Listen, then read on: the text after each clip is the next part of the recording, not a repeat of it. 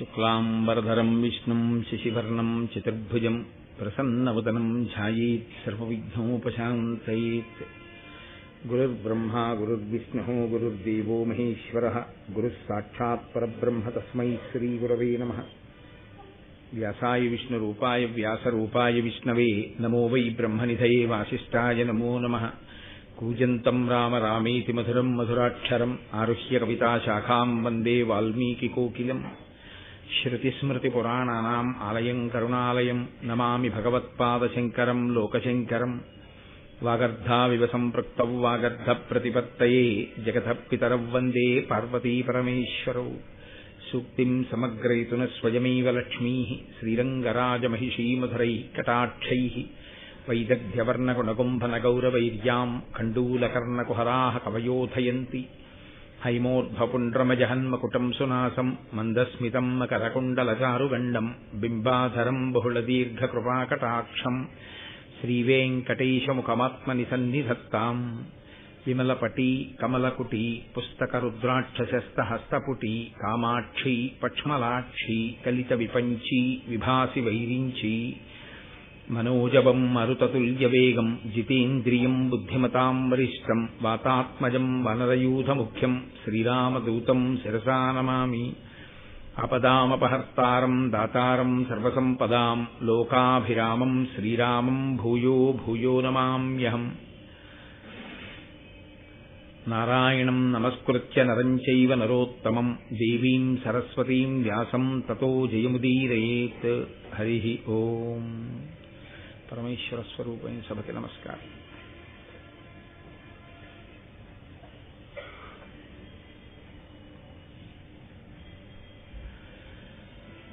జనమేజయుడు ప్రశ్న చేస్తే వైశంపాయనుడు మహాభారతాన్ని వివరణ చేస్తున్నాడు. ఆ మహాభారతాన్ని వివరణ చేసేటటువంటి క్రమంలో వేదవ్యాస భగవానుని యొక్క ఆవిర్భావం గురించి నిన్నటి రోజు తెలియచేసి ఉన్నాడు.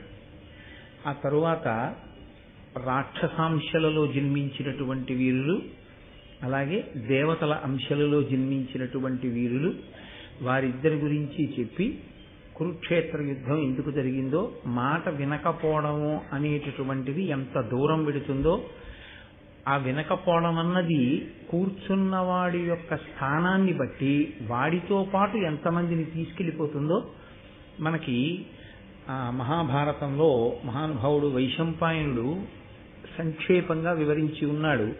అదే తరువాతి కాలంలో కురుక్షేత్ర యుద్ధంలో స్పష్టంగా అర్థం అవుతుంది.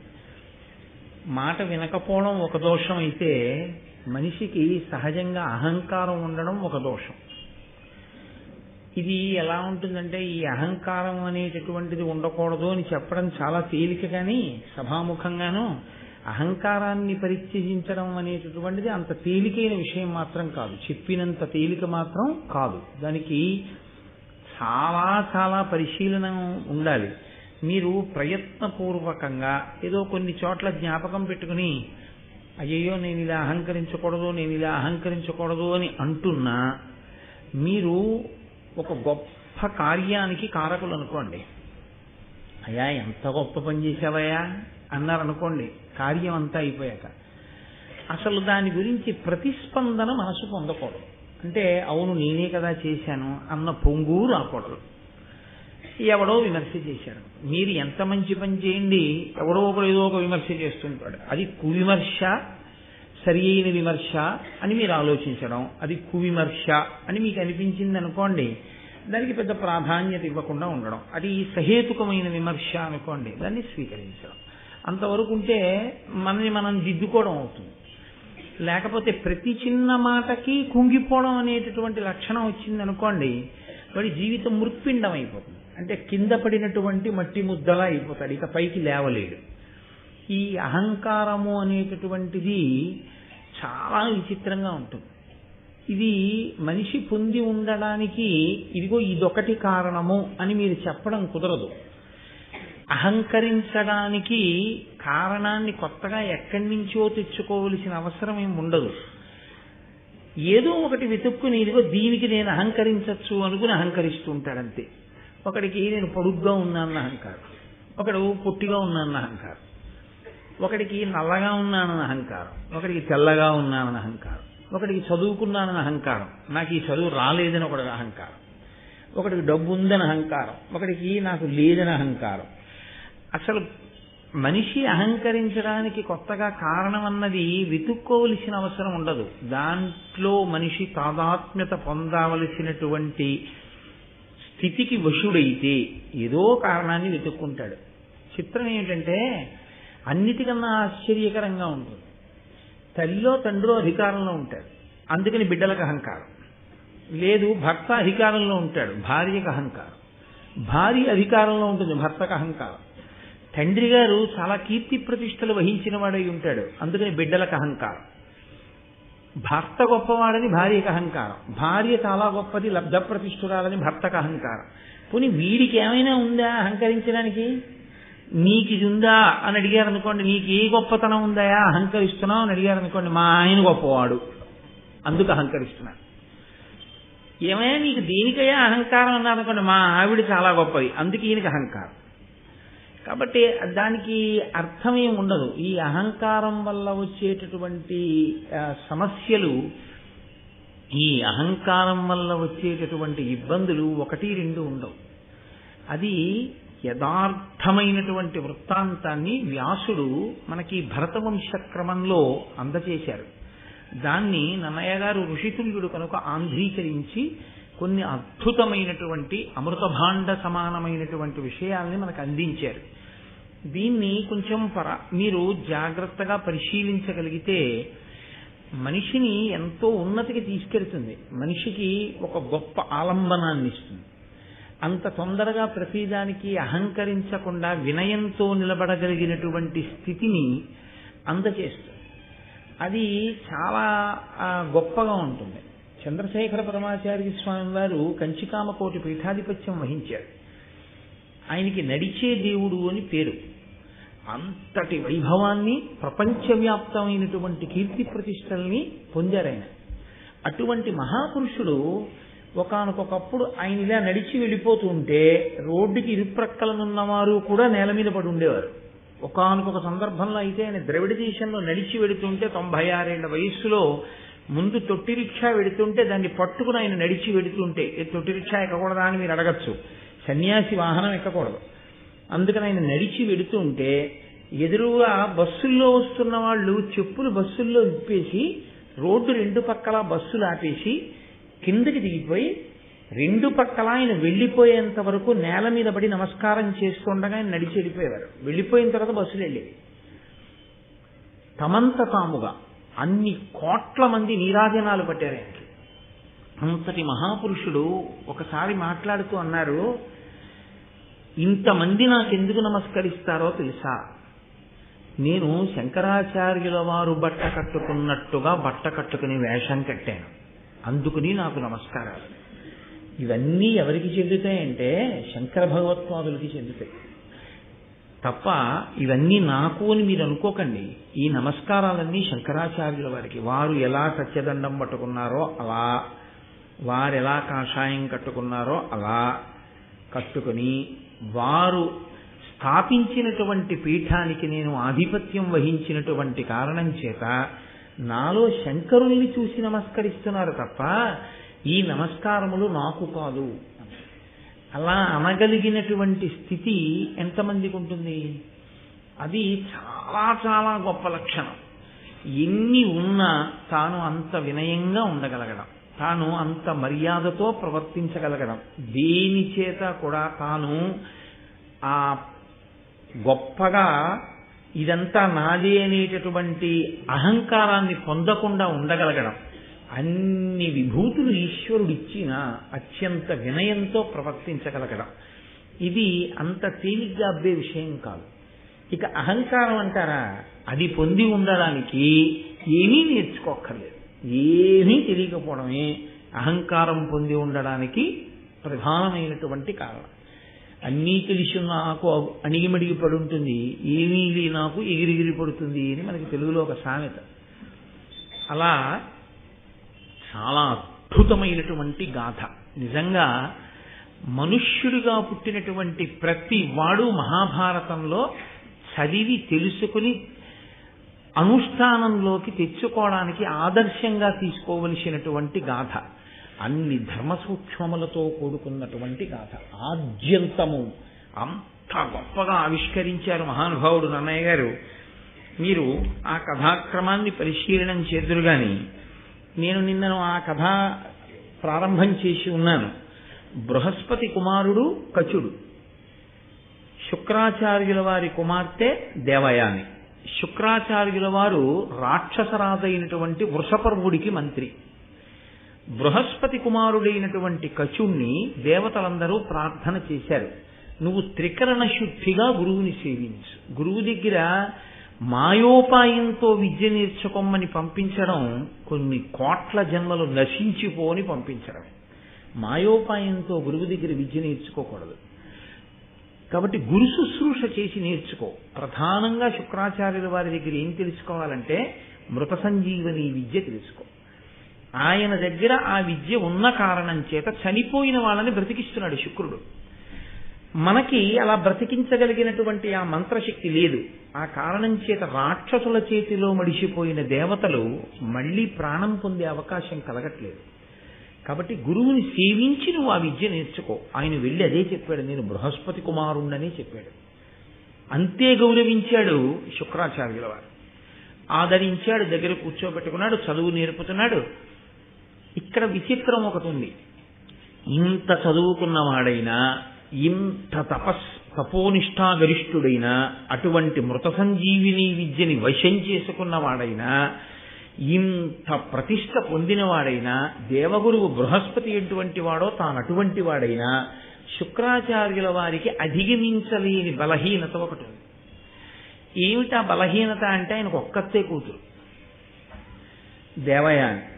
ఆయన ఆ దేవయాని మనసు గాయపడడాన్ని కించిత్ ఇష్టపడడు. దేవయాని ప్రీతి చెందితే శుక్రాచార్యుల వారు చాలా రెట్లు ప్రీతి చెందుతాడు. దేవయాని ప్రీతి పొందకపోతే శుక్రాచార్యుల వారు ప్రీతి పొందారు. కాబట్టి ఇప్పుడు శుక్రాచార్యుల వారి దగ్గర మృత సంజీవని పొందాలంటే దేవయాని ప్రీతి కూడా పొందాలి.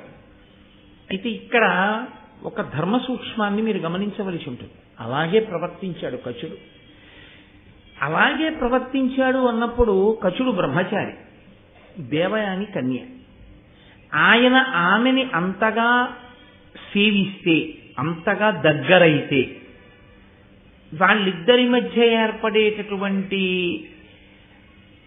ఆ అనురాగము, ఆ ఇద్దరి మధ్య ఏర్పడేటటువంటి ప్రేమ చివరికి ఏ స్థితిని పొందాలి అన్న విషయంలో ఎవరికి ఉండేటటువంటి నియమాల చేత వాళ్ళు సంస్కారాన్ని పొంది ఉంటారు. యువతలి వారు అవతల వారిని ఏ కారణం చేత అలా చూస్తున్నారు అన్నదాన్ని బట్టి దగ్గరగా ఉన్న హృదయములు పవిత్రంగా ఉంటాయి. అలా చూడడం చేత కాకుండా చూడడంలో దోషం ఏదైనా ఉంటే ఇవి వేరు పరిణామాలకి దారితీస్తాయి. అదే జరిగింది ఈ కథలో. అది ఎందుకు వచ్చిందో వివరణ చేస్తున్నారు మనకి నన్నయ్య గారు. కచుడు బాగా బృహస్పతిని, బాగా శుక్రాచార్యుల వారిని, దేవయానిని సేవించినటువంటి కారణం చేత చాలా ప్రీతి పొందుతున్నాడు శుక్రాచార్యుల వారు ప్రతిరోజు. ఈయన ప్రీతి ఎక్కువైపోతే ఏదో ఒక రోజున మృత సంజీవిని విద్యని ఉపదేశం చేసేస్తాడు గురువుగారు. గురువుగారిని మీరు ఉపదేశం చెయ్యొద్దు అని అడ్డుపట్టగలిగిన వాడు ఉండడుగా, కాబట్టి ఇచ్చేస్తాడు ఆ విద్యని. కాబట్టి ఇవ్వకుండా చెయ్యాలి అంటే గురువుగారు లేకుండా చేస్తే వీళ్ళకే ప్రయోజనం ఉండదు. మళ్ళీ మృత సంజీవిని విద్య ఉండదు. ఆ విద్య గురువుగారితో ఉంది. కాబట్టి గురువుగారు వాళ్ళకి కావాలి. ఉండకూడని వాడెవరు? దేవతల నుంచి వచ్చిన వాడు కచుడు. కాబట్టి కచుడు లేకుండా చేద్దాం. కచుడు లేకుండా చేయాలంటే ఏం చేయాలి? కచుడిని చంపేయడమే. బ్రహ్మచర్యాశ్రమంలో ఉన్నటువంటి వాడికి కొన్ని విహితములు ఉంటాయి, కొన్ని కర్తవ్యములు ఉంటాయి. ఎప్పుడైనా గురుపత్ని పిలిచి నాయన భిక్షాన్నం తీసుకురా అందనుకోండి, వెళ్ళి భిక్షాన్నం తీసుకొస్తాడు. గురువుగారు పిలిచి సమిధలు పట్టుకురా అంటే సమిధలు పట్టుకొస్తాడు. వెళ్ళి కాసిన పువ్వులు, పళ్ళు, తేనె పట్టుకురా, వెళ్ళి పట్టుకొస్తాడు. లేదు ఏదో ఈ ధేనువులను, ఆవులను మేపు అంటే ఆవుల్ని తీసుకెళ్లి మేపుతూ ఉంటాడు. అలాగే కచుడు ఒక రోజున ఆవుల్ని తీసుకుని వెళ్ళాడు. వెళ్ళి ఆ ఆవుల్ని మేపుతున్నాడు. మీరు ఒక విషయాన్ని గమనించవలసి ఉంటుంది. ఈశ్వరుడు అన్నవాడు ఒకడు ఇప్పుడు ఉంటుంటాడు. నిన్ననే మీతో నేను మనవి చేశా, పరదేవత ఉంటుంది. కదలిక అన్నది మీరు ఎప్పుడు చెప్పినా అది పరదేవతానుగ్రహము అని మీరు గుర్తుపెట్టుకోవాలి. కదలికలన్నీ ఆగిపోయినటువంటి స్థితిలో అంతర్ముఖుడై సమాధి యందు శివుడితో రమిస్తూ తాను శివుడుగా నిలబడిపోయిన స్థితిలో శివుడు తప్ప మిగిలిన కదలికలు ఎప్పుడు ఉన్నా అదంతా పరదేవతానుగ్రహమే. ఆ పరదేవతానుగ్రహము లోపించిందో కదలిక ఇంకొకలా మారిపోతుంది. కదలిక ఇంకొకలా మారిన ఉత్తర క్షణంలో పతనం ప్రారంభమైపోతుంది. అమ్మవారి అనుగ్రహం లేదు, ఒక్క కదలిక పాడి చేస్తుంది ఆవిడ. ఏదో ఒక కదలిక తేడా వస్తుంది అంతే. అది జీవితాన్ని కాదు, కడుపున పుట్టిన బిడ్డల్ని కూడా పాడు చేసేస్తుంది. పరదేవత అనుగ్రహం ఉంది.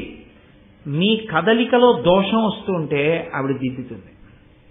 ఆవిడ దిద్దడానికైనా, అందుకే ఆవిడ పంచతన్మాత్రశాయక. ఆవిడ వీడిలా ఇంద్రియ లౌల్యానికి గురి కాని అని విడిచిపెట్టినా ఒక్కటే కారణం, అవతల వ్యక్తి యొక్క ధర్మనిష్ట, అవతల వ్యక్తి యొక్క భక్తి, ఈ రెండిటినీ ప్రాతిపదికగా తీసుకుంటాడు. ఇప్పుడు ఆయన అదృష్టం చూడండి, ఆయన సమిధలు తీసుకురావడానికి వెళ్ళి ఉంటే దారి తప్పాడనుకుంటారు. ఆయన ఆవుల్ని కాస్తూ వెళ్ళాడు. ఆవులకో లక్షణం ఉంటుంది, తీసుకెళ్ళినటువంటి వాడు ఎక్కడికో వెళ్ళిపోయినా ఆవులు తిరిగి ఇంటికి వచ్చేస్తాయి. వాటికి అదొక లక్షణం ఉంటుంది. నిన్నను శృంగగిరి పీఠాన్ని నిర్వహణ చేసేటటువంటి హరిప్రసాద్ గారు మన దగ్గరికి వచ్చారు. వారి ఇంట్లో ఎప్పుడు ఆవులు ఉంటాయి. మరి అన్ని వ్యాపార ప్రాంగణముల యందు ఆవులు ఉంటాయి. ఆయన తన ఇంట్లో ఉన్న ఆవుని ఏదో అది కొంచెం చూడుతో ఉంది కదా అని చెప్పి దానికి బాగా రక్షణగా ఉంటుంది అని దగ్గరగా ఒక 50 కిలోమీటర్ల దూరం అవతల ఎక్కడో ఇంకొక ఊళ్ళో తన ఫ్యాక్టరీ ప్రిమిసిస్ లోకి పంపించారు ఒక ఆవుని. చాలా జాగ్రత్తగా పంపించి ఆయన రాత్రి పడుకుని నిద్రపోయారు. తెల్లవారేటప్పటికదా అంబారావం చేస్తూ గేటు ముందు నించునుంది. ఆ 50 కిలోమీటర్ల దూరం అది ఎన్నడూ వెళ్ళి ఎరగదు. ఎన్ని మలుపులో ఉండి ఇంకొక ఊరు అది వచ్చేసింది అంతే. ఎలా వచ్చేసింది రాత్రికి రాత్రి అంటే ఆవులకి ఆ లక్షణం ఉంటుంది, అవి యజమాని దగ్గరికి వచ్చేస్తాయి, అవి అంత కష్టపడి వచ్చేస్తాయి. కాబట్టి కచుడు రాకపోవచ్చు కానీ ఆవులు వస్తాయి ఇంటికి. కాబట్టి ఆ రోజున ధేనువుల్ని కాస్తూ అతను వెళ్ళడమే అతని అదృష్టం. కాబట్టి అతనికి ఏదో జరిగింది అని అనుమానించడానికి ఒక కారణం ఏర్పడింది.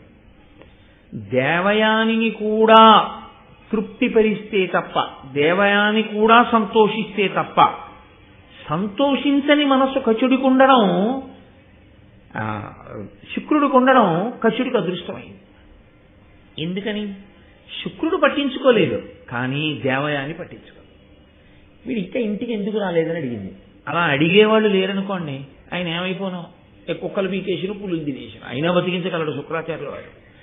కాబట్టి ఇప్పుడు ఆ రాక్షసులు ఏం చేశారంటే ఆయన్ని తీసుకెళ్లి ఓ చెట్టు కట్టేసి ఆయన్ని నరికి చంపేశారు. ఇప్పుడు ఆ కచుడు మరణించాడు. సాయంకాలం వరకు ఆవులు ఆ చుట్టుపక్కల మేత మేసాయి. వెనకాతల తోలుకెళ్లిన వాడు ఎవరున్నాడో అతను మరణించాడు, చెట్టు కట్టేశాడు. కాబట్టి ఇప్పుడు ఆ శవాన్ని పీక్కు తినడం కూడా చాలా తేలిక క్రూర మృగాలకి. ఆవులు తిరిగి వచ్చాయి, శుక్రాచార్యుల వారు పట్టించుకోలేదు. ఆయన సాయంకాలం తను చేయవలసిన హోమం ఏముందో అగ్నికార్యం అది చేసుకున్నాడు. చేసుకుని ఆయన ప్రశాంతంగా కూర్చున్నాడు. దేవయాని వచ్చింది, వచ్చి శుక్రాచార్యుల వారిని ప్రశ్న వేసింది. ఇది అద్భుతమైనటువంటి రచనా విధానం. ఇందులో ఎక్కడా కూడా ఇంకొక రకమైన మాటను అన్నయ్య గారు తిన్నగా వాడరు. అంటే మీరు అర్థం చేసుకుని ఉంటారు నన్ను. కానీ ఆమె హృదయము ఆయన యందు అనురక్తమయ్యున్నది అన్న విషయం మాత్రం ఆవిడ మాట్లాడుతున్న తీరు బట్టి స్పష్టం అవుతుంది. కాబట్టి ఆవిడంది శుక్రాచార్యుల వారి దగ్గరికి వెళ్ళి, వాడిమయాఖముల్ కలుగువాడ పరాంబుది గ్రుంకే ధేనువుల్ నీడిట వచ్చే ఏకతమ ఇష్టమయిన్ భవదగ్నిహోత్రముల్ పోడిగ వేల్వగాబడి ప్రొద్దును పోయే కచుండు నేనియున్ రాడు వనంబులోన మృగరాక్షస పన్నగ బాధనొందెనో. ఇది మనసులో ఎంతో ప్రేమ ఉన్నటువంటి వాళ్ళు తప్ప మాట్లాడనటువంటి మాటలు. కచుడు అన్నవాడు వాడు తిరుగుతుందని వాడు కనపట్టలేదు ఏంటండి ఇవాళ అని వెళ్ళిపోవడం వేరు. ఈవిడ ఇవాళ మాట్లాడుతున్న తీరు వేరు. దేవయాని అంటే దేవయాని ఆయన ఎందు కచుని ఎందు అనురాగమును పెంచుకుంటోంది అనడానికి ఈ పద్యం సాక్ష్యం. ఆవిడంది వాడిమయూఖముల్ కలుపువాడ పరాంభుది గృంకే, చాలా తీవ్రమై వేడి కలిగినటువంటి కిరణములు కలిగినటువంటి సూర్యభగవానుడు పశ్చిమ సముద్రంలో మునక వేశాడు. అంటే సూర్యాస్తమయం అయిపోయింది. ధేనువుల్ నేటిట వచ్చే నేకతమ, వెళ్ళినటువంటి ఆవులు ఒక్క ఆవులే తిరిగి వచ్చాయి. ఆవుల్ని తోలుకుని వెళ్ళినవాడు తిరిగి రాలేదు. నిష్టమయిన్ భవదగ్నిహోత్రముల్ పోడిగ వెల్వగాబడియే, నీ అగ్నిహోత్రం ఉందే దానికి చక్కగా నువ్వు హోమకార్యం మాత్రం పూర్తి చేసేశావు, హంసలు ఇచ్చేశావు. ఆ అగ్నిలో వ్రేల్చవలసినవి వ్రేల్చావు, దానికి చేయవలసిన పూజ పూర్తి చేసేశావు. అంటే అందులో ఒక చిన్న దెప్పి పొడుపు ఉంది, నువ్వు పట్టించుకోలేదు కచుడు రాలేదన్న విషయాన్ని నాన్న. కాబట్టి నువ్వు సాయంకాలం చేయవలసిన పని చేసేసావు, అగ్నికార్యం అయిపోయింది. కచుండు నేనియం రాడు, కచుడు మాత్రం తిరిగి రాలేదు. అంటే ఆవిడికి ఎంత ఆందోళన ఉందో చూడండి ఆయన రాకపోవడం మీద. కచుండు నేనియం రాడు వనంబులోన మృగరాక్షస పన్నగ బాధనుందెనో, వనంలో అరణ్యంలో మృగముల వలన కాని రాక్షసుల వలన కాని పాముల వలన కాని ఏమైనా బాధ పొందాడో ఏమో. కాబట్టి నాన్నగారు కచుడు రాలేదు, నాకు చాలా ఆందోళనగా ఉంది అన్నాడు. అంటే వెంటనే దేవయాని ఏదైనా ఒక మాట అంటే దానికి చాలా ప్రాధాన్యత ఇస్తాడు శుక్రాచార్యుల వారు. ఆయనకున్న తన కూతురు మీద ఆయనకున్నటువంటి అభిమానము అవధి లేనిది, అంత ప్రేమ కలిగినటువంటి వాడు. అది తండ్రితనానికి దోషమా అంటే దోషమని చెప్పలేం, కానీ అంతటి మహాతపస్వికి అంత హద్దులేని ప్రేమ ఉండడం ఆశ్చర్యకరం.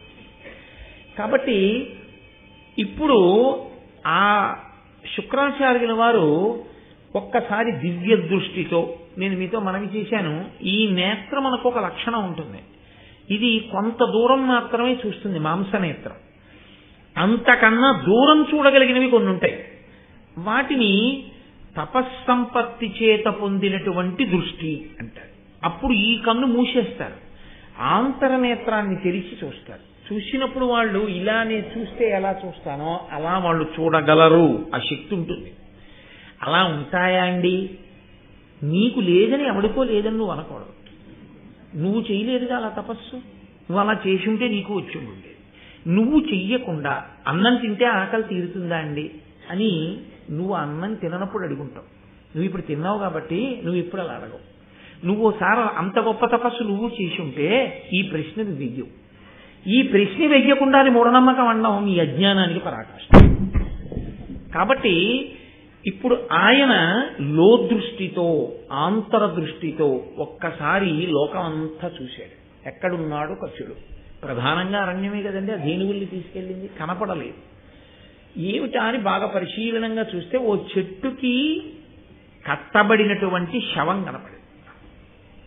ఆయన అన్నాడు, చంపేశారమ్మా, రాక్షసులు కచుడిని చంపేశారు అసూయ చేత. అదిగో చెట్టు దగ్గర ఉందమ్మా శవం అన్నాడు.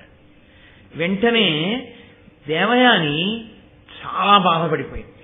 అలా కాదు నాన్నగారు, బ్రతికించాలని ఆయన తన విద్యని స్మరించాడు, మృత సంజీవని స్మరించి. అంటే ఎంత చెప్పు చేతలలో ఉంటాయో చూడండి ఆ శక్తులు. ఒకసారి వశం అయిపోతే అది పెద్ద విశేషం కాదండి. ఒక కుక్క వశం అయితే మీరు బంతి అలా విసిరి పట్టరా అంటే పట్టుకొస్తుంది వెళ్ళి. మీరు రాత్రి పడుకుంటే తిరుగుతూ కాపాడు. ఒక పెద్ద పులి, సహజంగా క్రౌర్యం ఉన్నటువంటి పులి, ఇదిగో ఈ వలయంలోంచి దూరు అంటే దూరుతుంది అలవాటు చేస్తే. ఒక దివ్యమైనటువంటి శక్తిని పొందినవాడు ఆ శక్తిని వెళ్ళి వీడి చెయ్యి అంటే ఆ శక్తి ఆయనకి ఎందుకు వశమై పనిచేయదని మీరు అనుకుంటున్నారు? కాబట్టి పని చేస్తుందంటే. కాబట్టి ఆయన మృత సంజీవని విద్యని పిలిచి అన్నాడు, నువ్వు వెళ్ళదిగో చెట్టుకు కట్టబడినటువంటి కచుణ్ణి స్పృశించి ఆయన్ని మళ్ళీ పునరుజ్జీవితుణ్ణి చెయ్యి. ఇప్పుడు ఆ విద్య వెళ్ళి ఆయన్ని స్పృశించింది, ఆయన మళ్ళీ బ్రతికాడు. కచుడు తిరిగి వచ్చేసాడు. చాలా సంతోషించాడు కచుడు. మహానుభావుడు నన్ను బ్రతికించాడని. పైకి ఈ మాట అనకపోయినా లోపల చాలా సంతోషించింది దేవయాని. అమ్మయ్యా కచుడు బ్రతికాడని. పగ పెరిగింది రాక్షసులకి. వీడ సాధ్యం కొలా వీడిని చంపేశాన్రా, వీడిని చంపేస్తే శుక్రాచార్యుల వారు మళ్ళీ ఆ మృత సంజీవని విద్యని పంపి బతికించాడు. కాబట్టి ఎవరి ఆలోచనలు వాళ్ళకు ఉంటాయి కదండి. వాళ్ళందరూ సమావేశమయ్యారు. శవం దొరికితే బతికించాడు. కాబట్టి అసలు శవం దొరకకుండా ఉండాలి. మన గురువు గారి దగ్గర శక్తి ఉంది. బూది చేసేసి ఎక్కడన్నా పెట్టినా బతికిస్తాడు మళ్ళీ. కాబట్టి ఇక బతికించడానికి అవకాశం లేకుండా చెయ్యాలంటే ఏం చేయాలి? బూది చేసి గురువు గారి కడుపులోకే పంపించేయాలి. పంపించేస్తే ఇప్పుడు వాడిని బతికిస్తే మృత సంజీవని విద్యని పంపించి వాడు బయటికి రావాలిగా. కడుపులో ఏనాళ్ళు పెట్టి కూర్చుంటాడు, బయటికి రావాలి. వాడు బయటికి వస్తే గురువు గారు తెచ్చుకుంటాడు. అందుకని గురువు గారికి బతికించాడు. కాబట్టి గురువు గారి కడుపులోకే పంపించేయాలంటే ఈ మాట వాడిని చంపి కాల్చి బూది చేసి గురువు గారు పుచ్చుకునేటటువంటి మద్యంలో కలిపి పట్టించేద్దాం. మద్యానికి మత్తు ఎక్కించే లక్షణం ఉందిగా. అందులో ఏమిటి అంత బూది వస్తోంది ఏమిటి, అది అలా ఉంది ఏమిటి ఆలోచించారు. మొదటి గుటకలోనే మత్తు ప్రారంభమై తాగేస్తారు అని వాళ్ళు ఏం చేశారంటే కచుణ్ణి కాల్చి ఆ శవాన్ని బూది చేసి ఆ బూది తీసుకెళ్లి శుక్రాచార్యుల వారు తాగేటటువంటి మద్యంలో కలిపి ఆయనకిచ్చారు.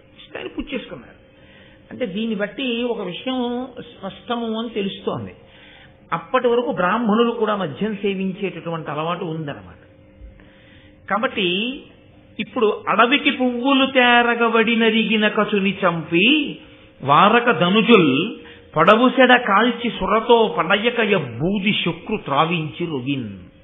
పువ్వులు తేవడానికి అరణ్యానికి వెళ్ళినటువంటి కచుణ్ణి చంపేసి కాల్చేసి బూది చేసి సురలో కలిపి శుక్రాచార్యుల వారితో తాగించేశారు. తాగించేస్తే మళ్ళీ చీకటి పడిపోయింది. మళ్ళీ రాలేదు. మళ్ళీ రాకపోతే పట్టించుకునేవాడెవరు? దేవయాని ఒక్కటే. అలా అసమానం అతని గురించి ఆలోచించి అతను వచ్చాడో లేదో అంటే అర్థం ఏమిటి? పగలంతా ఆవిడ రాత్రి ఈయన ఎప్పుడు వస్తాడని ఎదురు చూసుకుంటుందని గుర్తు. అంటే దాని అర్థం ఒక కన్యకి ఎటువంటి లక్షణం ఏర్పడింది అంటే అది ఖచ్చితంగా అనురాగ సంబంధమై ఉన్నది. కాబట్టి ఇప్పుడు ఆవిడ సాయంకాలం అయింది, అడిగితే ఆయన అన్నాడు చాలా తేలిగ్గా, అమ్మ ఏముంది పెద్ద విచిత్రం, రాక్షసులు మళ్ళీ చంపేసి ఉంటారు అని మళ్ళీ బతికించమంటుందేమో గొడవని చెప్పి ఆయన అన్నాడు ఉత్తమ గతులు పొందుతాడులేమ్మా, ఆయన బ్రహ్మచర్యం ఆయన విధి ఆయన పాటించాడుగా, చంపిన వాళ్ళు పాడవుతారేమో కానీ ఆయనకి ఉత్తమ గతులకు వెళ్ళిపోయి ఉంటాడులే, వెళ్ళు అన్నది. ఆవిడంది నేను అన్నం ముట్టను ఏమనుకుంటున్నావు, అన్నం కూడా తిన్నాం కచుడు లేకపోతే అంటే ఇంకా వేరే చెప్పాలా?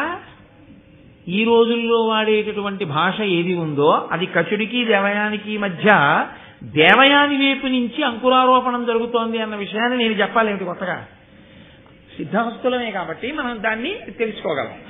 కాబట్టి ఇప్పుడు ఆయన ఏం పర్వాలేదమ్మా కచుడు సుగతిని పొంది ఉంటాడు అంటే ఆవిడంది అతిలోకోత్తరుడైన అంగిరిసు మనమడు ఆశ్రితుండు ఆ బృహస్పతికి పుత్రుడు నీకు శిష్యుడు స్వరూప బ్రహ్మచర్యాశ్రమ వ్రత సంపన్నుడు అకారణంబా ధనుజ వ్యాపాదితుండైన అచ్యుత ధర్మజ్ఞ మహాత్మా ఆ కచునికి శోకింపకెట్లుండేదాన్ని. ఇవిటయా చాలా తేలిగ్గా చెప్పించారు నాన్నగారు. లోపలికి వెళ్ళమ్మా ఉత్తమ గతులు పొందుంటారంటారేమిటి మీరు? ఆయన ఎవరనుకుంటున్నారు? మహానుభావుడైనటువంటి అంగిరిస మహర్షి యొక్క మనవడు, మిమ్మల్ని ఆశ్రయించి ఉన్నవాడు, తండ్రిని ఆశ్రయించినట్టు గురువు గారిని ఆశ్రయించి ఉన్నాడు అతను. కాబట్టి మీరు రక్షకులు ఇప్పుడు ఆయనకి. పైగా దేవగురువు అయినటువంటి బృహస్పతి కుమారుడు, ఏమి సామాన్యుడు కాడు, మీకు శిష్యుడు. నాన్నగారండి మీకు శిష్యుడైన స్వరూపమైనటువంటి బ్రహ్మచర్యాశ్రమము యొక్క వ్రతమునందు సంపన్నమైన స్థితిని పొందినవాడు, అంత బాగా బ్రహ్మచర్యాశ్రమాన్ని అనుష్ఠిస్తున్నవాడు. అటువంటి వాణ్ణి కారణం లేకుండా ఈ రాక్షసులు ఆయన మీద క్రోధాన్ని పెట్టుకుని ఆయన్ని చంపేశారు. అటువంటి కచుడి గురించి శోకించద్దంటారేంటి? ఇన్ని కారణాలు ఉన్నాయి. అటువంటి మహాత్ముడు చచ్చిపోతే అనకపోవడానికి నేను ఏడుస్తున్నాను. ఏడిస్తే ఏడంటారేమో నేను అన్నం తిన్నాను ఆ కచుడు లేకపోతే. అప్పటికీ ఆమెకి అనురాగం ఉన్నది అన్న విషయం శుక్రాచార్యుల వారికి ఎందుకు అర్థం కాలేదండి అని మీరు నన్ను ప్రశ్న వేయచ్చు. అలా ఆమె అనురక్తి అవుతుంది అని శుక్రాచార్యుల వారు వేరొక కారణానికి ఊహించలేదు. ఏ కారణమో నేను మీకు ఎదర చూపిస్తాను. కాబట్టి ఆమె అంత హఠం చేస్తే ఆయన అన్నారు, అదేమిటమ్మా అన్నం కూడా తిన్నంటున్నావు, అంతే కసుడు బ్రతకవలసిందే. అయితే సరే ఎక్కడున్నా బ్రతికిస్తాను, చేతిలో విద్య ఉందిగా. ఆయన మళ్ళీ అంతర్ముఖుడై చూశాడు, ఎక్కడా కనపడలేదు. ఆఖరికి తన కడుపులోనే కనపడ్డాడు, బూదైపోయి. అమ్మాయి రాక్షసులు నాతో తాగించేశారు, బూది కలిపేసి లోపలికి వెళ్ళిపోయాడు. భూసురులాదిగ గల జనులీసుర సేవించిరేని ఇది మొదలగ పాపాసక్తి పతితులగుదురు చేసితి మర్యాద దీని చేకొనుడు జనుల్. సురాపానం అనేటటువంటిది ఇప్పటి వరకు బ్రాహ్మణులు కూడా చేశారు, కానీ ఇప్పుడు నేను కట్టడి చేస్తున్నాను. ఎంత తపస్సున్నవాడైనా, ఎంత జ్ఞానమున్నవాడైనా, ఎంత భక్తి ఉన్నవాడైనా సురాపానము చేస్తే వెంటనే వాడికి విస్మృతి కలుగుతుంది. వాడు ఏం చేస్తున్నాడో తెలియదు, పాపపు పని చేస్తాడు. నేను సురాపానం చేయడం వల్ల అందులో కచుని యొక్క బూది ఉంది అని తెలుసుకోకుండా తాగేశాను. కాబట్టి నేను ఇవాళ నుంచి లోకానికి ఒక వాక్కు విడిచిపెడుతున్నాను.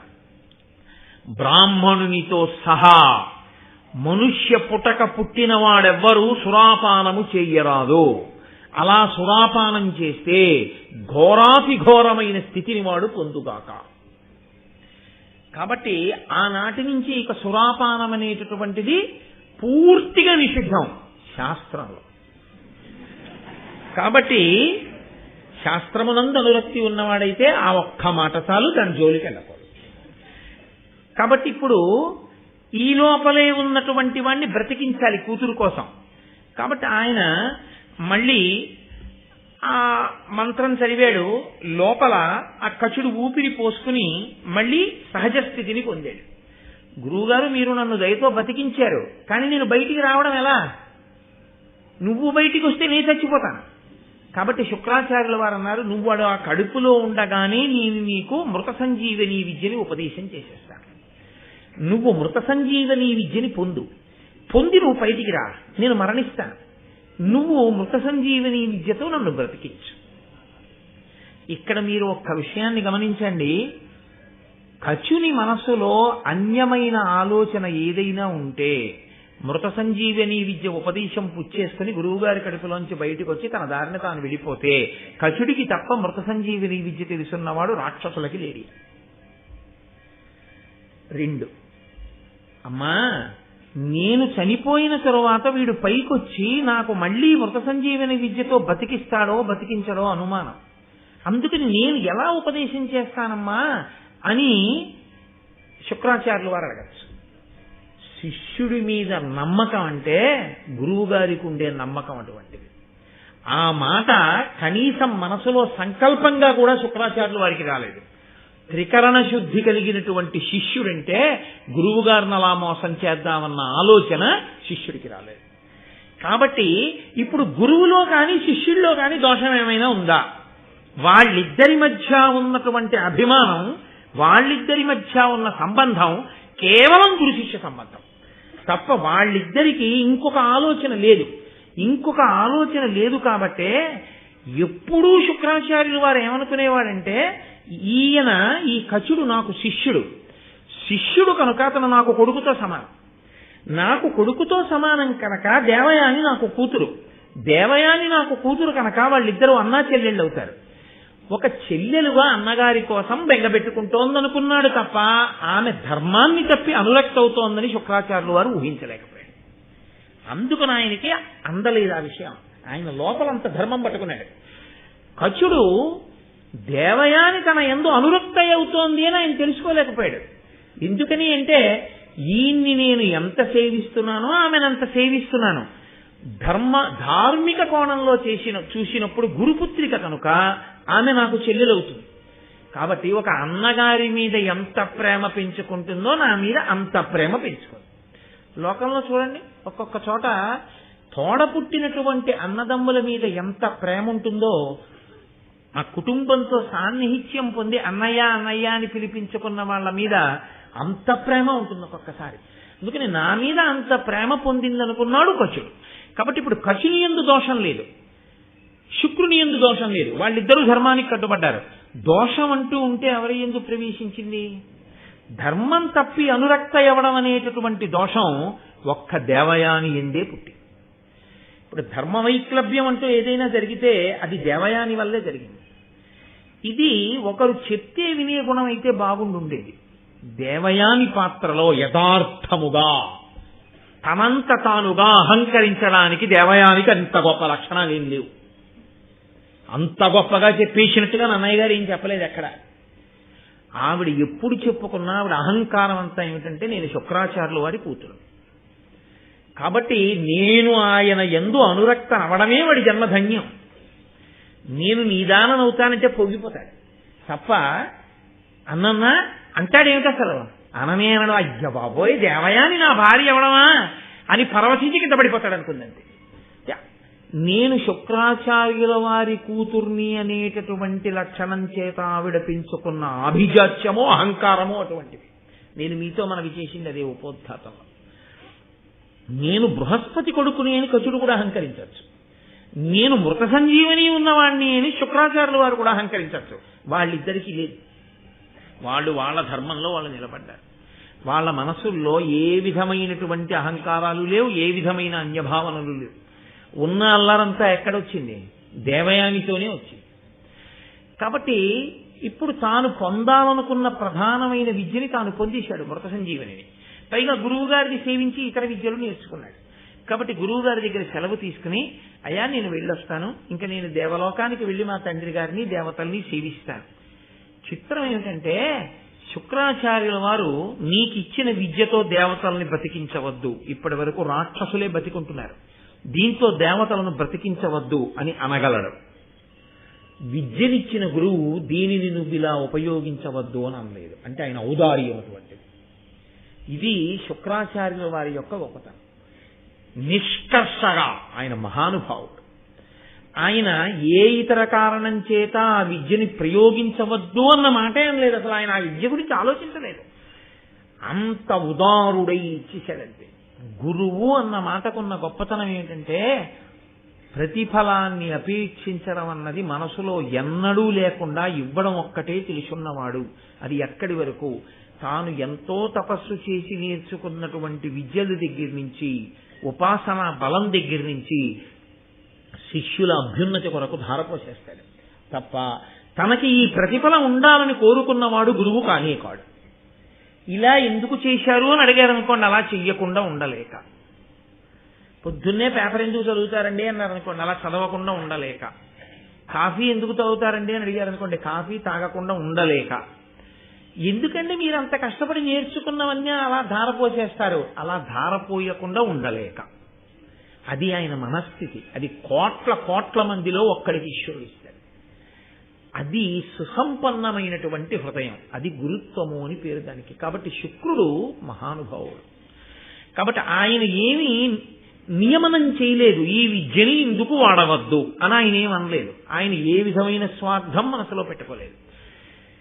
ఈయన్ని ఎంత గౌరవించాడో దేవయానిని కూడా అంతే గౌరవించాడు. కాబట్టి గురువు గారి దగ్గర సెలవు తీసుకుని దేవయాని దగ్గరికి వెళ్ళాడు. ఆవిడ దగ్గర కూడా సెలవు తీసుకుని వెళ్ళిపోదాం, అదొక మర్యాద కదా, ఆవిడికి కూడా చెప్పి వెళ్ళిపోతే మర్యాదగా ఉంటుంది అని వెళ్ళాడు. వెళ్ళి నేను బయలుదేరుతున్నాను దేవయాని, స్వర్గలోకానికి మళ్ళీ వెడుతున్నాను, అక్కడి నుంచే కదా వచ్చాను చదువుకోవడానికి. గురువు గారి అనుగ్రహంతో చదువు పూర్తయిపోయింది, మృత సంజీవిని విద్య కూడా నాకు వశమైందని చెప్పాడు. అంటే దేవయానంది, నీవును బ్రహ్మచారివి, వినీతుడవు, నేనును కన్యకను, మహీదేవ కులావతంస రవితేజ, వివాహము నీకు నాకు మున్ భావద శక్తి నైనయది, పన్నుగనన్ను పరిగ్రహింపు సంజీవనితోడ శుక్రుదయన్, చెయ్యుము నాకు ప్రియంబు నావుడన్. ఎంత అహంకారం ఉందో చూడండి ఆ మాటలో. ఆవిడంది, నీవును బ్రహ్మచారివి, ఓ కచుడా నీవు బ్రహ్మచారివి, నేనును కన్యకన్, నేను కన్యని. మనిద్దరి మధ్య, ఆవిడ దృష్టిలో వాళ్ళిద్దరి మధ్య ఉన్న అనుబంధం అంతే. ఆయన బ్రహ్మచారి, ఈవిడ కన్యక. ఆయనకి తర్వాత భార్యాస్థానంలోకి ఒక స్త్రీ కావాలి, ఈవిడికి భర్తృస్థానంలోకి పురుషుడు కావాలి. కాబట్టి నీకు ఒక అవసరం ఉంది, నాకు ఒక అవసరం ఉంది, ఇది గుర్తు చేస్తాం. కాబట్టి మహీదేవ కులావతంస రవితేజ, సూర్యుడంత తేజస్సు కలవాడా, మహానుభావుడా, భూమి యందు పుట్టినటువంటి గొప్ప దేవతాశ్రేష్ఠుడా, అటువంటి వాడివి వివాహము నీకు నాకు మున్ భావజ శక్తినైనయది. ఎంత పెద్ద మాట వేసేసిందో చూడండి. ఇప్పుడు కొత్తగా నన్ను పెళ్లి చేసుకోని నేను నిన్ను అడగట్లేదు. ఎంత అహంకారం! నీకు నాకు పెళ్లి ఎప్పుడూ అయిపోయింది. ఎప్పుడైపోయింది అంటే భావజ శక్తి, అది మనోజ అని కదా, మన్మధుడికి ఉన్న పేర్లలో మనోజుడు, మనస్సు నుండి పుట్టినవాడు అని ఒక పేరు. కాబట్టి నీకు నాకు పెళ్లి మన్మధుని యొక్క ప్రకోపం చేత ఎప్పుడో అయిపోయింది. అంటే నేను నిన్ను అలా చూశాను, నువ్వు నన్ను అలా చూశావని నిర్ధారించేస్తాను. ఆయన అలా చూశాడో లేదో ఆవిడకి అనవసరం. ఈవిడ చూసింది, ఆయన అలా చూశాడు అనుకుంటోంది. అనుకోవడం కాదు, అదే సత్యం అంటుంది అంతే. కాబట్టి నీకు నాకు పెళ్లి అయిపోయింది, మన్మధుడు చేసేశాడు మన ఇద్దరు పెళ్లి అయింది. భావజ శక్తినైనయది పన్నుగ నన్ను పరిగ్రహింపు సంజీవనితోడ శుక్రుదయం. శుక్రాచార్యుల వారి యొక్క దయతో రెండు పుచ్చుకో. ఒకటి మృత సంజీవని, రెండు నీ అదృష్టం, నన్ను కూడా పుచ్చుకో. తప్ప అంతటి మహానుభావుడు తనకి భార్య అవ్వాలన్న వినయమేమీ లేదు ఆవిడికి. నేనా ఆయనకి భార్యనవడం ఆయన అదృష్టం అనుకుంటాను. కాబట్టి శుక్రుని అనుగ్రహంతో మృత సంజీవనితో పాటు నన్ను కూడా పొందుద్ది. ఎందుకు దేవయానికి అహంకారం? నేను మీతో మళ్ళీ మళ్ళీ మనవి చేస్తున్నాను. అహంకరించడానికి ఏదో కారణం ఉందని అన్నయ్య గారు ఏం చెప్పలేదు. ఆవిడ మాత్రం చెప్తూ ఉంటుంది ఎప్పుడు. ఏమన్నా తెలుసా అండి, మృత సంజీవుని తెలిసిన శుక్రాచార్యుల వారికి నేను కూతురునంటుంటుంది తప్ప, శుక్రాచార్యుల వారికి ఎంత వినయం ఉందో, ఆయనకి ఎంత తపస్సు ఉందో, అంత భక్తి ఉందో, ఎంత ధర్మం ఉందో, అందులో తనకెంత ఉందో ఎప్పుడూ పరిశీలించుకోలేదు. మహాత్ములతో ఉన్నటువంటి భౌతికమైన సంబంధాన్ని అహంకరించడానికి వాడుకోవడం పతనహేతువే తప్ప ఉన్నతికి హేతువు కాదు. కాబట్టి ఇప్పుడు ఆవిడంది, పన్నుగనన్ను పరిగ్రహింపు సంజీవనితోడ శుక్రుతయం చేయుమ నాకు ప్రియంబు నవుడం. నాకు ప్రియం చేయవయా, నేను కోరుకున్న కోరిక తీర్చు అంటే. ఆయన అన్నాడు కచుడు, భావజ శక్తి అయినది అని నువ్వు అంటున్నావు, నాకు అసలు అటువంటి మన్మథ వికారం లేదు. మన్మథ వికారము లేకపోవడానికి కారణమేమి? ఆమె కన్య కాదా, ఈయన బ్రహ్మచారి కాదా? కన్యా బ్రహ్మచారే. కానీ ఇక్కడ మీరు ఒక పెద్ద ధర్మ సూక్ష్మాన్ని జాగ్రత్తగా పరిశీలనం చేయవలసి ఉంటుంది. మనసుకి మన్మథ ప్రచోదనం అనేటటువంటి లక్షణము ఉంటుంది, అది సహజం. కానీ దానికి విరుగుడు కూడా ఉంది లోకంలో.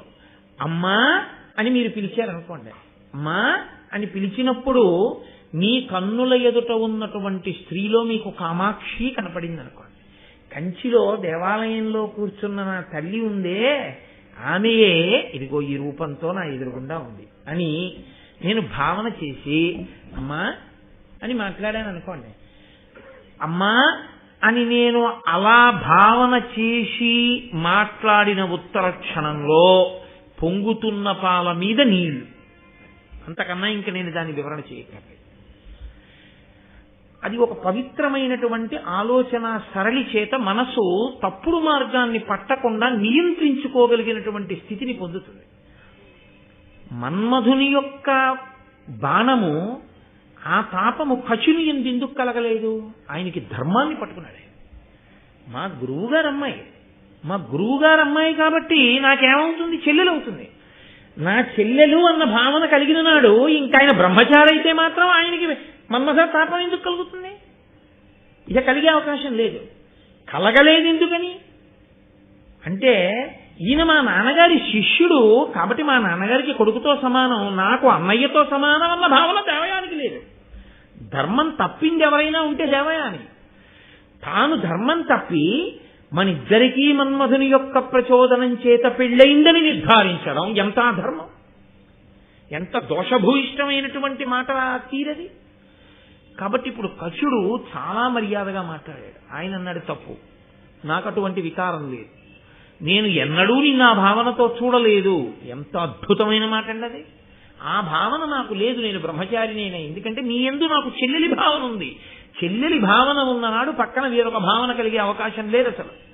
కాబట్టి అలా చెల్లెలి భావన నేను కృతకంగా సృష్టించుకున్నది కాదు, ఆ అనుబంధం ఉంది గురుపుత్రికగా నీకు నాకు.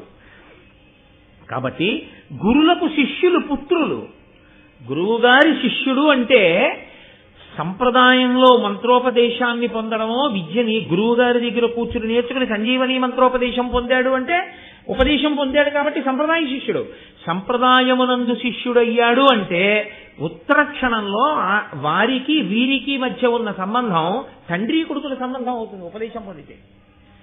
కాబట్టి ఇప్పుడు గురులకు శిష్యులు పుత్రులు. గురువు గారు శిష్యుల్ని పుత్రులుగానే భావన చేస్తాడు, బిడ్డలుగానే భావన చేస్తారు తప్ప గురువుకి అంతకన్నా ఇంకొక భావ వికారం ఎన్నడూ ఉండదు. ఆడవారైనా మగవారైనా తన బిడ్డలుగానే భావన చేస్తాడు.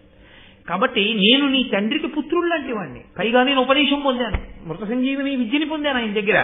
పరమార్థమ లోక ధర్మ పథం ఇది. ధర్మంలో ఇదే మార్గం అంతే. గురువుగారు తండ్రి, నేను కొడుకు. దీనిని పరికింపక ఈ పలుకులు తరుణి గురుపుత్రి నీకు తగునే పలుకన్. ఓ తరుణి, ఓ గురుపుత్రి, నేనాయనకి శిష్యుణ్ణి కొడుకునైతే నువ్వేమవుతావో నేను చెప్పక్కర్లేదు. నేనాయన కొడుకుని అని ఊహించుకున్న రోజునే నిన్ను నేను ఏ కోణంతో చూశానో నీకు అర్థమై ఉంటుంది. కాబట్టి అలా అనకూడదు, తప్పు. కాబట్టి అమ్మా, నాకు నువ్వు చక్కగా అనుమతిని ప్రసాదించు, నేను స్వర్గలోకానికి వెడుతున్నాను అంటే ఆవిడికి ఎక్కడ లేని కోపం వచ్చి నా మనసుని గాయపరచి వెడుతున్నావు కనుక అసలు ఏ మృత సంజీవని కొరకు నువ్వు ఇక్కడికొచ్చి ఇంత కష్టపడి మా నాన్న శుశ్రూష నాకు సేవలు చేసి దాన్ని పొందావో అది నీకు ఫలించకుండుగాక అని చెప్పించి. ఆయన అన్నాడు, నాకు ఫలించకపోతే ఫలించకపోవచ్చు. ఇచ్చిన తండ్రి గారు అనలేదండి ఈ మాట, ఆయన ఉదారుడు, ఈవిడండి.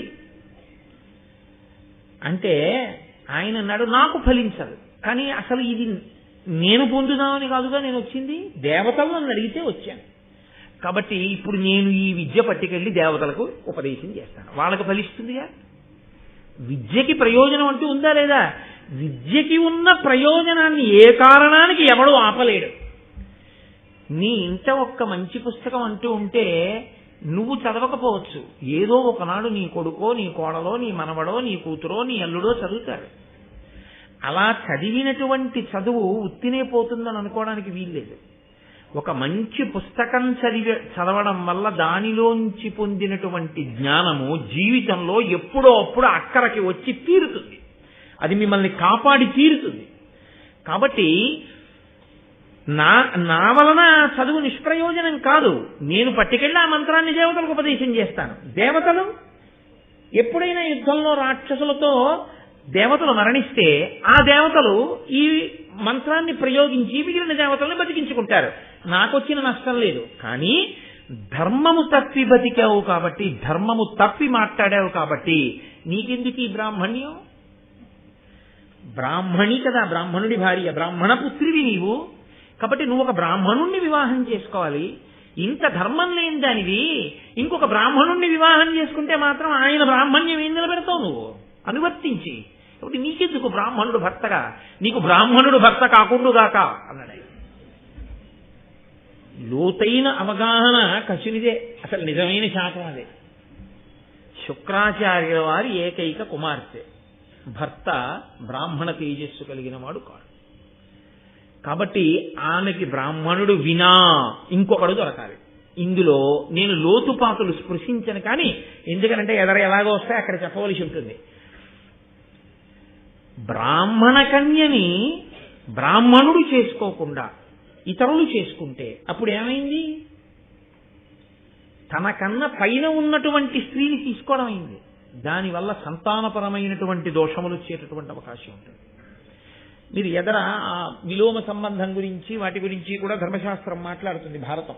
అప్పుడు మీరు దాని గురించి పూర్తిగా పరిశీలన చేసే అవకాశం ఉంటుంది. కాబట్టి ఇప్పుడు ఇది పెద్ద శాపం. బ్రాహ్మణ స్త్రీ అయి ఉండి ఆమెకి బ్రాహ్మణుడు భర్త కాడు. కాబట్టి ఆవిడ జీవితంలో ఆవిడ ఎన్నడూ ఒక బ్రాహ్మణ పుత్రుణ్ణి కనలేదు. శుక్రాచార్యుల వారికి ఉన్నది ఒక్కతే కూతురు. దౌహిత్రుడు బ్రాహ్మణుడు కాకుండా పోతాడు. ఎక్కడి వరకు కట్టి కుడిపింది. ఇప్పుడు ఆవిడ అక్కర్లేనటువంటి చొరవ. అంటే భారతం తగినంత పరిణతి లేకుండా ఈ దేశంలో పుట్టినటువంటి ఆడపిల్లలు అతి చొరవ చూపి అనురక్తలు కావడాన్ని ఎంత ప్రమాదకరమైన విషయమో హెచ్చరిక చేసి చూపించింది. రుక్మిణీదేవంత పరిణతి కలిగితే వేరు, ఆ సందర్భం వేరు. అలా కాకుండా అడుగు తడబడితే ఉత్తరోత్తర తనతో పోదు, తనని కన్నవారితో సహా ఎన్ని ఇబ్బందులు వస్తాయో చూపిస్తోంది భారతం. కాబట్టి ఇప్పుడు ఆయన వెళ్ళిపోయాడు. ఆయనకి ప్రత్యేకంగా ఒక నష్టం వచ్చినట్లు మీకు భారతం వల్ల ఏమీ అనిపించదు. ఎందుకంటే కచుడు వెళ్ళిపోయాడు, హాయిగా ఉపదేశం పట్టుకెడతాడు, ఇంకోళ్ళకి ఇచ్చేస్తాడు. వాళ్ళ వల్ల ఆ మృత సంజీవని ప్రయోజనాన్ని దేవతలు పొందేస్తాడు. పాడైపోయింది ఎవరైనా ఉంటే దేవయాని. అయితే ఒకటి, జీవితంలో అహంకారం దెబ్బతింటే అహంకారం పెరుగుతుంది. దానికి ఆ లక్షణం ఉంటుంది. అగ్నిహోత్రం ఇంట్లో రగులుతోంది అనుకోండి, బాగా కరిగిన నెయ్యి, నీళ్ల కుండ రెండూ పక్క పక్కనే ఉన్నాయనుకోండి, నీటి కుండ తెలిసి తెలియని పిల్లవాడికి రెండూ నీళ్లలాగే ఉంటాయి. ఏమి నాన్నగారు ఇది కూడా ద్రవమే కదా, ఇది తీసుకెళ్లి పోసేస్తానని చెప్పి పట్టుకెళ్ళి నెయ్యి పోసేశాడు అనుకోండి, అగ్నిహోత్రంలో ఆరుతుందా? ఇంకా ప్రజ్వరిల్లుతుంది. నీటి కుండతో పట్టుకెళ్ళి నీళ్లు పోసారనుకోండి, నిధనమైపోతుంది. అలా అహంకారాన్ని దెబ్బతిందనుకోండి, అవతల వాళ్ళ అహంకారంతోనే నిలబడ్డ వాళ్ళు అనుకోండి, దానివల్ల పట్టుదలలు పెరిగిపోతాయి, విపరీత పరిణామాలు వస్తాయి తప్ప వాళ్ళు వాళ్ళని మాత్రం సంస్కరించుకోరు. ఎందుకంటే తిన్న దెబ్బ వల్ల మార్పు తెచ్చుకోగలిగితే వేరుగా ఉంటుంది. దాస్యం చేసిన వినత మంచి మార్గంలోకి వచ్చినట్టు.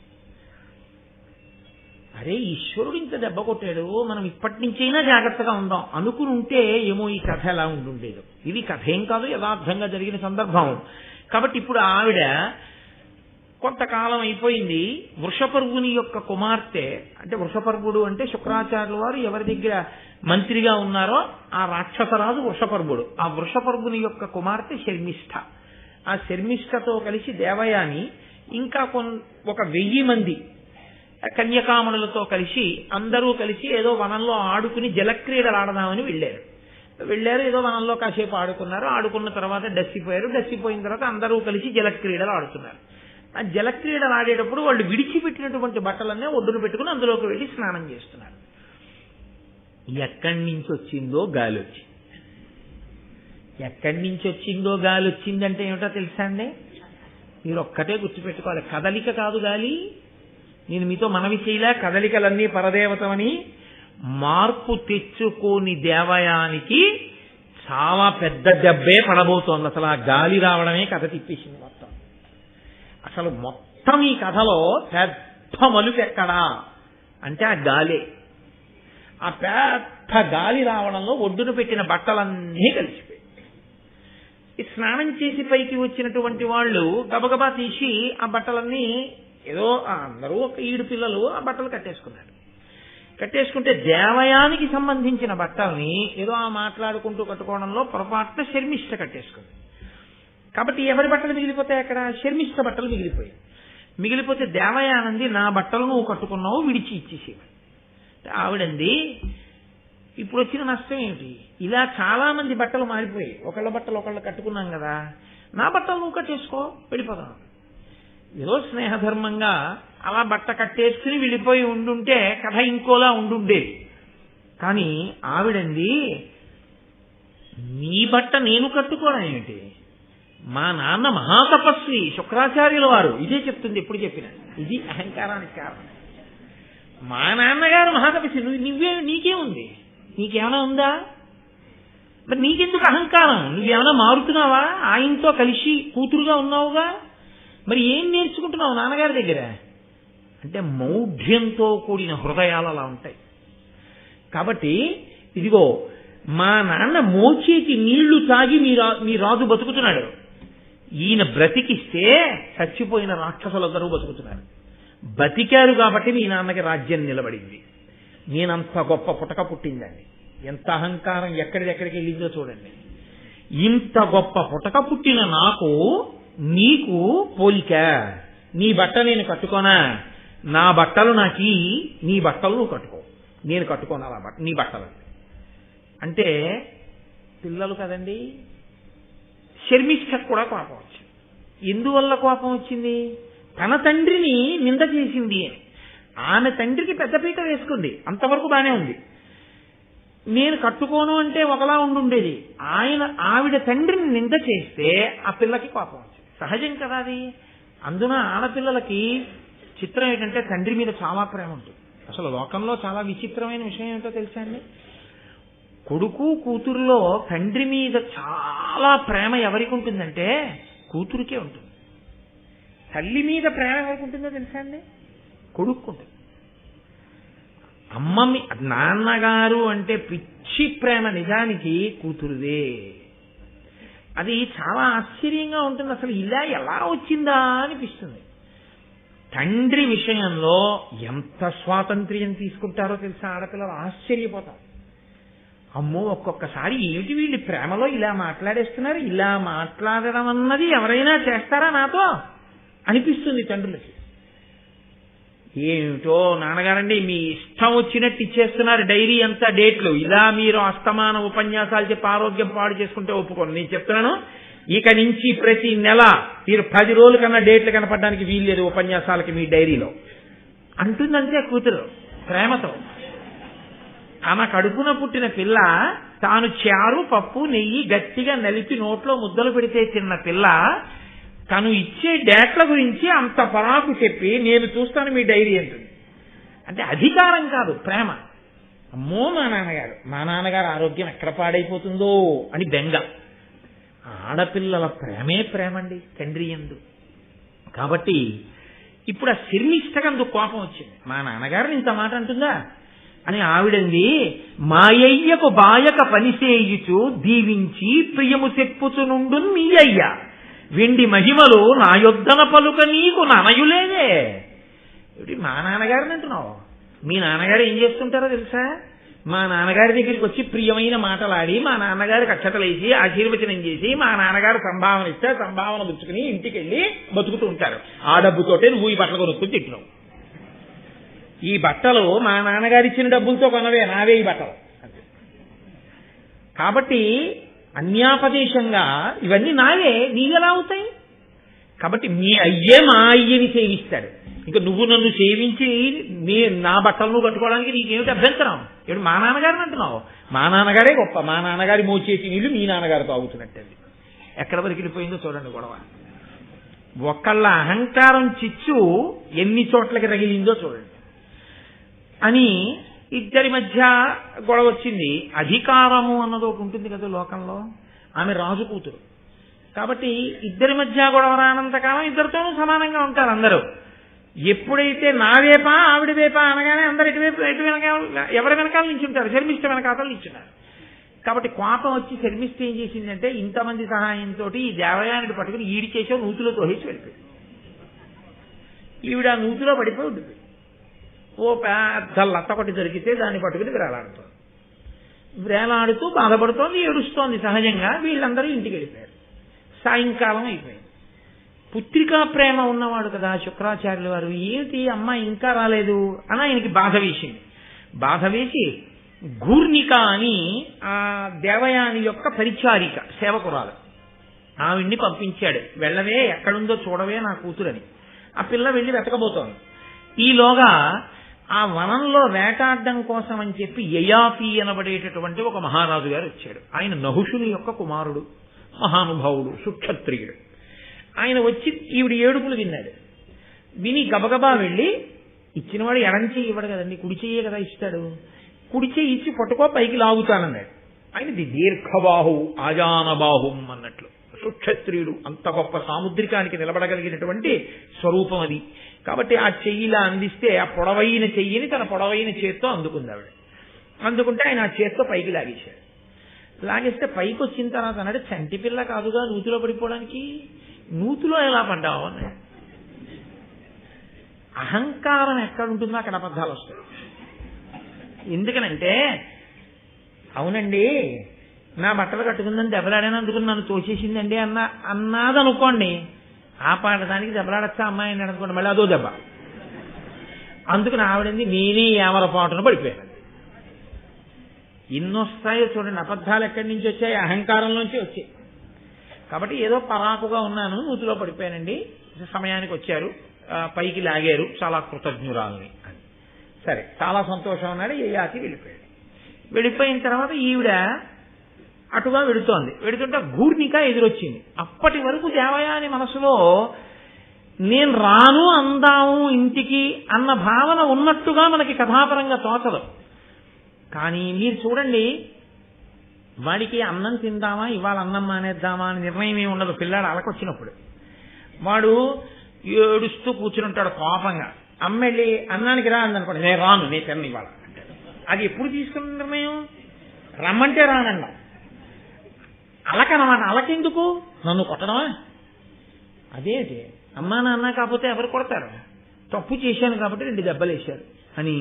అమ్మ పిలిస్తే అన్నం తినకపోతే ఇదే నిరాహార దీక్ష, అవే సరిగ్గా చేయట్లేదు, ఇంకేది ఉంటుందా అని వెంటనే ఆ పిల్లాడు వెళ్ళి తినేడు. కాబట్టి అలా కాకుండా అమ్మ మీద అలిగాడు అనుకోండి, నేను రానన్నాను కంటే కదా. కాబట్టి అప్పటికప్పుడు వచ్చిన ప్రతిపాదనకు అప్పటికప్పుడు అలకతో మాట్లాడినట్టు, అహంకారంతో తెలిసి తెలియనితనంతో మాట్లాడినట్టు. ఈ తెలిసి తెలియనితనం ఒకటి పక్కన వచ్చి చేరడం ఇంకా పెద్ద ప్రమాదం.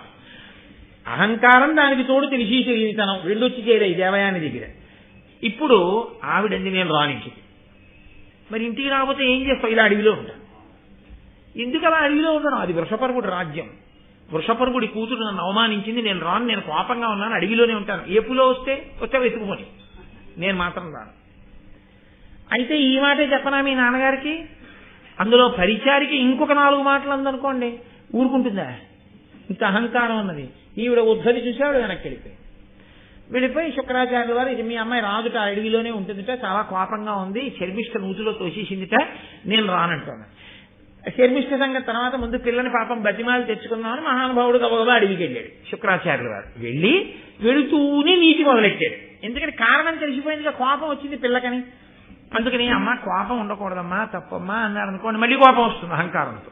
అహంకారం లేకపోతే కోపం తగ్గిపోతుంది, కానీ అహంకారం ఉన్న చోట కోపం పోదండి, చాలా కష్టం. అది ఇంకా ఇంకా రగులుతుంది అది. కాబట్టి ఆయన అన్నాడు, వెళ్ళి అనుపమ నియమాన్వితులై అనూన దక్షిణల క్రతు సహస్రంబులు చేసిన వారి కంటే అక్రోధనుడు కరం బధికుడండ్రు తత్వజ్ఞ విధుల్. అమ్మా, తత్వ విధిజ్ఞుల్, తత్వం తెలుసున్న వాళ్ళు ఏం చెప్తారో తెలుసా?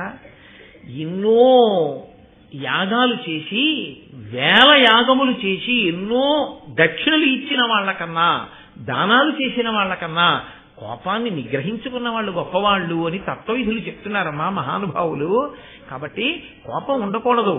కాబట్టి నా మాట విను.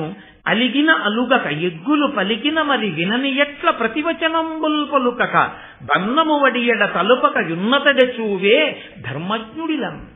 అమ్మా, ధర్మజ్ఞుడు అన్న మాట ఎవరికి అన్వయం అవుతుందో తెలుసా లోకంలో? అలిగిన అలుగక. వాళ్ళకి కోపం వచ్చిందని వీళ్ళు కోపం తెచ్చేసుకుంటే ఇంకా దానికి అర్థం ఎక్కడుంది?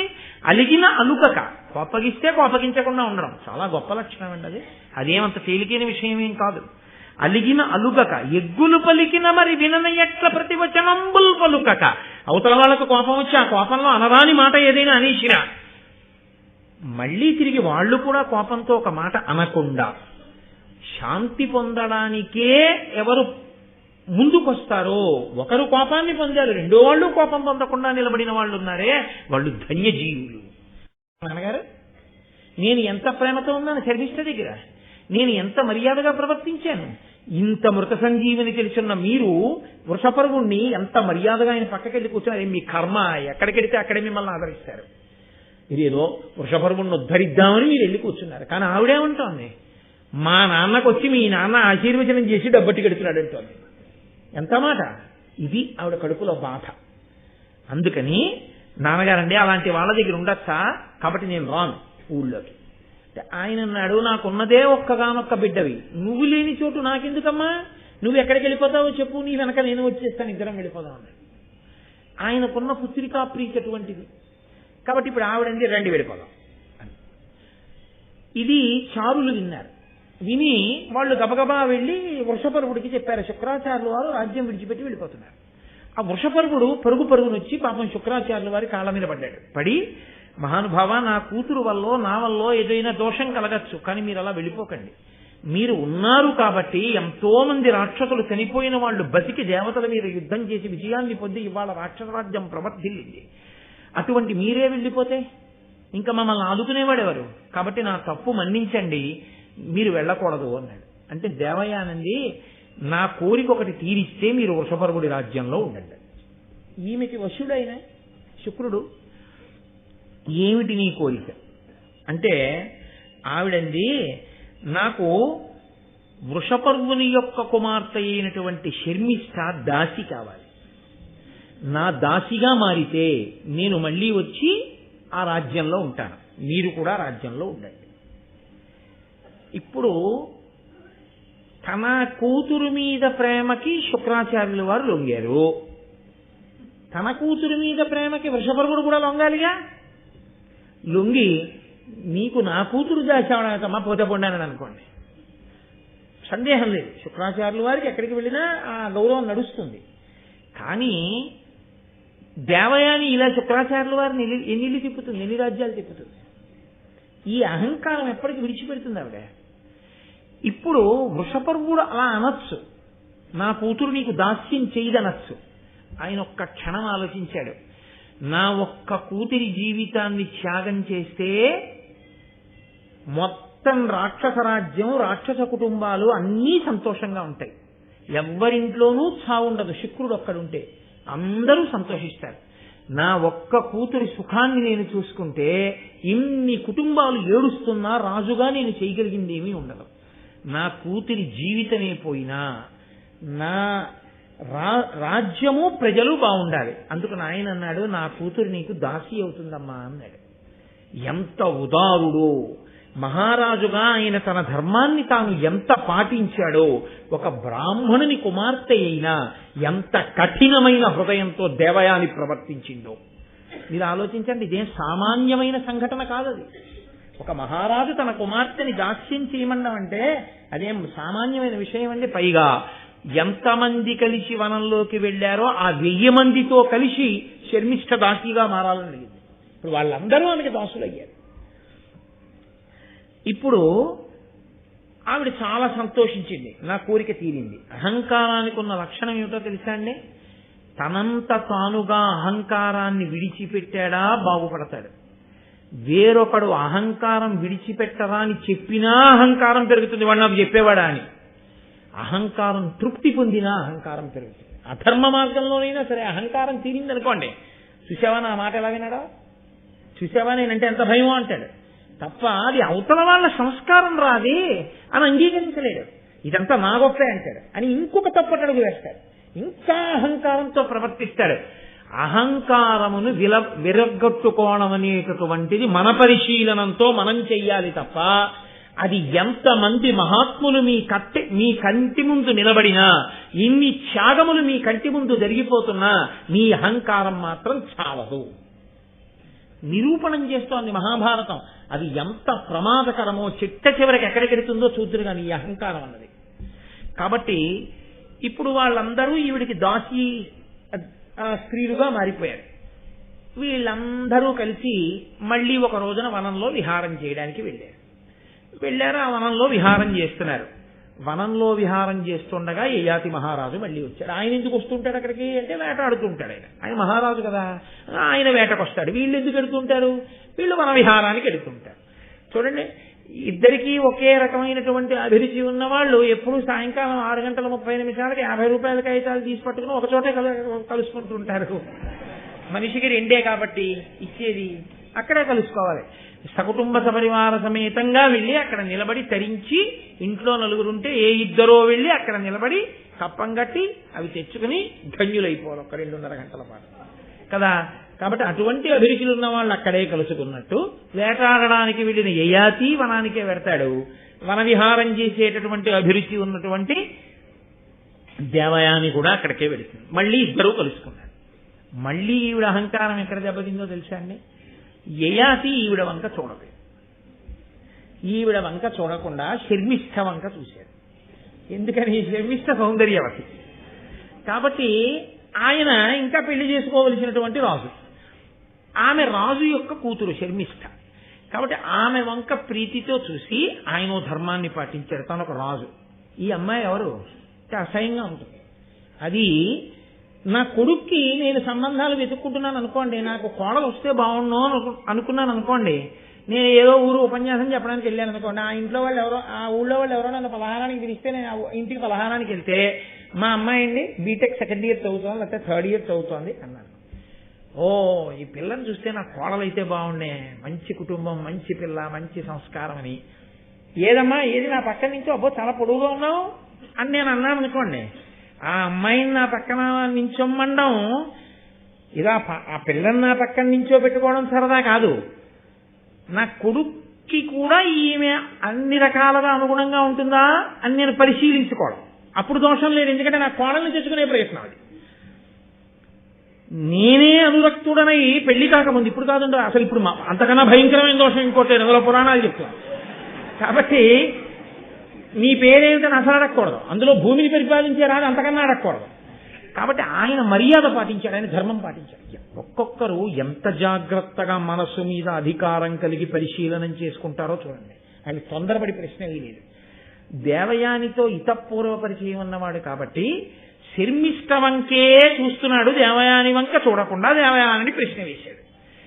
వీళ్ళందరూ ఎవరు, వీళ్ళ పేర్లు ఏమిటి అన్నాడు. ఈమె ఎవరు అని అడగకుండా వీళ్ళందరెవరు అన్నప్పుడు ఈవిడ పేరు చెప్పినప్పుడు ఇది బాగా విందాం, ఇది ఒక్కటి బాగా గుర్తెట్టుకుందాం. మిగిలిన ఆవిడ చెప్తుంది ఈ చెవులోంచి చెవిలోకి పోతున్నారు. ఇది ఆవిడ కనిపెట్టింది. ఓహో, అటు చూస్తూ నన్ను అడుగుతున్నాడు.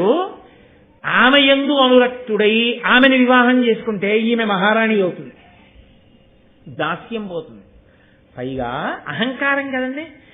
నేను తను నిలబడి ఉండగా కనవంక చూసి రాజు సంతోషించడమా, నన్నేమో అడగడమా ఆమె ఎవరని. అంటే నాకన్నా ఆవిడ అందంగా ఉంది కదా, అంతే. మళ్ళీ భగ్గుమంది దేవయాని హృదయం అని. ఎంత చిత్రమైన మనిషిని దేవయాని నిజంగా. వెంటనే ఆవిడ నిర్ణయానికి వచ్చింది. మనకి కచుడి శాపం ఎలాగో ఉంది, బ్రాహ్మణుడు భర్తగా దొరకడు, ఈయన క్షత్రియుడు రాజు. ఈవిడ బాధల్లా ఏమిటంటే శర్మిష్ఠని ఇష్టపడిన వాడు తనకి భర్త అవ్వాలి. తన కళ్ళ ముందు శర్మిష్ఠ పెళ్లి లేకుండా అలా పడి ఉండాలి దాసిగా. అంటే అర్థం లేని ఆభిజాత్యం, అర్థం లేని క్రౌర్యం, అసలు ఒక ఆడదానికి ఉండకూడని హృదయం. ఎక్కడి నుంచి వచ్చేస్తున్నాయి ఈ పిచ్చి ఆలోచనలన్నీ? తాను అదుపు చేసుకోలేని తన అహంకారంలోంచి ఎన్ని అడగకూడని విషయాలు అడుగుతోందో చూడండి. కాబట్టి ఇప్పుడు ఆయనతో అంది, నన్ను మున్న ఎరుంగు ఇన్నాతి నాకు దాసి, వృషపర్వుడను మహాదానవేంద్రు కన్య, నా యొద్ద ఎప్పుడు కదలకుండు అనగా మరి దీని శర్మిష్ఠయండ్రు జనులు అని పరిచయం చేశాడు. నన్ను మున్న ఎరుంగు, సరే నా గురించి నేను చెప్పక్కర్లేదనుకో, నేను నీకు బాగా తెలుసు అంటే అక్కడికి శర్మిష్ఠ ముందు వాళ్ళిద్దరికీ బాగా పరిచయాలు ఉన్నట్టు. ఏమిటి పరిచయం? ఇంతకుముందు నూతిలో పడిపోతే పైకి లాగాడు, అది పరిచయం. అథవా ఆయన వేటాడుకుంటుంటే వీళ్ళు వనానికి వెడితే ఎప్పుడన్నా చూశారేమో. మనకి భారతంలో తెలుసున్న పరిచయం అంటూ ఏమైనా ఉంటే నూతిలో పడితే పైకి లాగడమే. వెనకటొకడు రాజుగారితో మాట్లాడాను అన్నట్టు. అయిపోయి నువ్వు రాజుగారితో మాట్లాడాను ఏంట్రా? రాజుగారితో నేను మాట్లాడాను కదా, రాజుగారు నాతో మాట్లాడారా అన్నాడు. రాజుగారు నీతో మాట్లాడారా? అవును, రాజుగారే మాట్లాడారు. రాజుగారు నీతో మాట్లాడారేంట్రా? నీకు ఏమి విశేషం ఉందని రాజుగారు నీతో మాట్లాడతారు? ఎప్పుడు మాట్లాడారు, ఎందుకు మాట్లాడారు చెప్పన్నారు. ఇప్పుడు మాట్లాడారని రాజుగారు మదగజం మీద వెళ్ళిపోతున్నారు, నేను ఎటో దిక్కులు చూస్తూ వెళ్ళిపోతున్నాను. ఆయన మదగజం నుంచి చూసి, బుద్ధిహీనుడా కళ్ళు లేవురా, ఏను కింద పడిపోతామన్నారు. నాతో మాట్లాడినట్టు కాదా అన్నారు. కాబట్టి తనని తాను తృప్తిపరుచుకునేవాడికి ఏదైనా పలకరింపే, ఏదైనా మాటే. కాబట్టి దేవయానంది, నన్ను నీవెరుంగు, నీకు తెలుసులే, నువ్వు నాకు తెలుసులే, నీకు తెలుసు అంటే అక్కడికి శర్మిష్ఠ ముందు వాళ్ళిద్దరికి ఏదో పెద్ద అనుబంధం ఉండిపోయినట్టుగా ఓ మాట అన్నమాట. అని ఇన్నాతి నాకు దాసి, ఈవిడ నా దాసి, వృషపర్వుడను మహాదానవేంద్రు కన్య, వృషపర్వుడనేటటువంటి రాక్షసరాజు యొక్క కూతురు అనగా మరి దీని శర్మిష్ఠ అండ్రు జనులు. జనం శర్మిష్ఠ శర్మిష్ఠ అని పిలుస్తూ ఉంటారు. ఎంత చులకనగా, ఎంత తేలికగా, ఎంత పనికి మాలిన దానిగా శర్మిష్ఠని కట్టిందో చూడండి. శర్మిష్ఠ అమాయకురాలు కాదు, ఆవిడ బహుగడుసరి. ఆవిడ పసిగట్టింది, రాజు నాయందరు రక్తుడై ఉన్నాడు, ఈమె నాకొచ్చిన అవకాశాల్ని తుడిచివెయ్యడమే లక్ష్యముగా ఈమె ప్రవర్తిస్తోంది అని కనిపెట్టింది శర్మిష్ఠ. వెంటనే ఒక్కసారి వెర్రి ఆలోచన అంటూ మొదలవ్వాలి కానండి, దానికి అంతా దరా అలా అల్లుకుపోతుంది, అంతే చిక్కుడు తీగ అల్లుకున్నట్టు అల్లుకుంటుంది. ఆవిడకి ఏమనుమానం వచ్చిందంటే, ఇవ్వాలంటే దాసి అన్నాను, వెళ్ళిపోయిన వాడు ఊరుకుంటాడా రాజు? వేగుల వాళ్లతో కబురు చేసి, ఏదో దాస్యం అంటేనండి ఇంతకు ముందు ఒకసారి ఆ శుక్రాచార్యుల వారు రారన్నారని నా కూతురు దాస్యం చేస్తుంది అన్నాను, ఆ అమ్మాయి నా కూతురు అండి బాబు అంటే నేను పెళ్లి చేసుకుంటానంటే వాళ్ళిద్దరికీ వివాహం అయిపోతే రాణి గారు నాకు దాస్యం ఏంటి? ఆవిడ దాస్యం చేయించుకోవడానికి నేను వెళ్ళి ఆ కప్పురంలో కూర్చుంటే మాత్రం చేస్తుందా అప్పుడు మహారాజు ఉండగా? అందుకని నాకు ఎలాగో కచుడి శాపం ఉంది కాబట్టి ఈ యయాతిని నేను పెళ్లి చేసుకుని మా ఇద్దరికి దాస్యం ఈ శర్మిష్ఠతో చేయించాలి, అప్పుడు నా అహంకారం ఇంకా తీరుతుంది, అప్పుడు నాకు తృప్తిగా ఉంటుంది అనుకుని ఇక క్షణం ఆలస్యం చేయలేదు.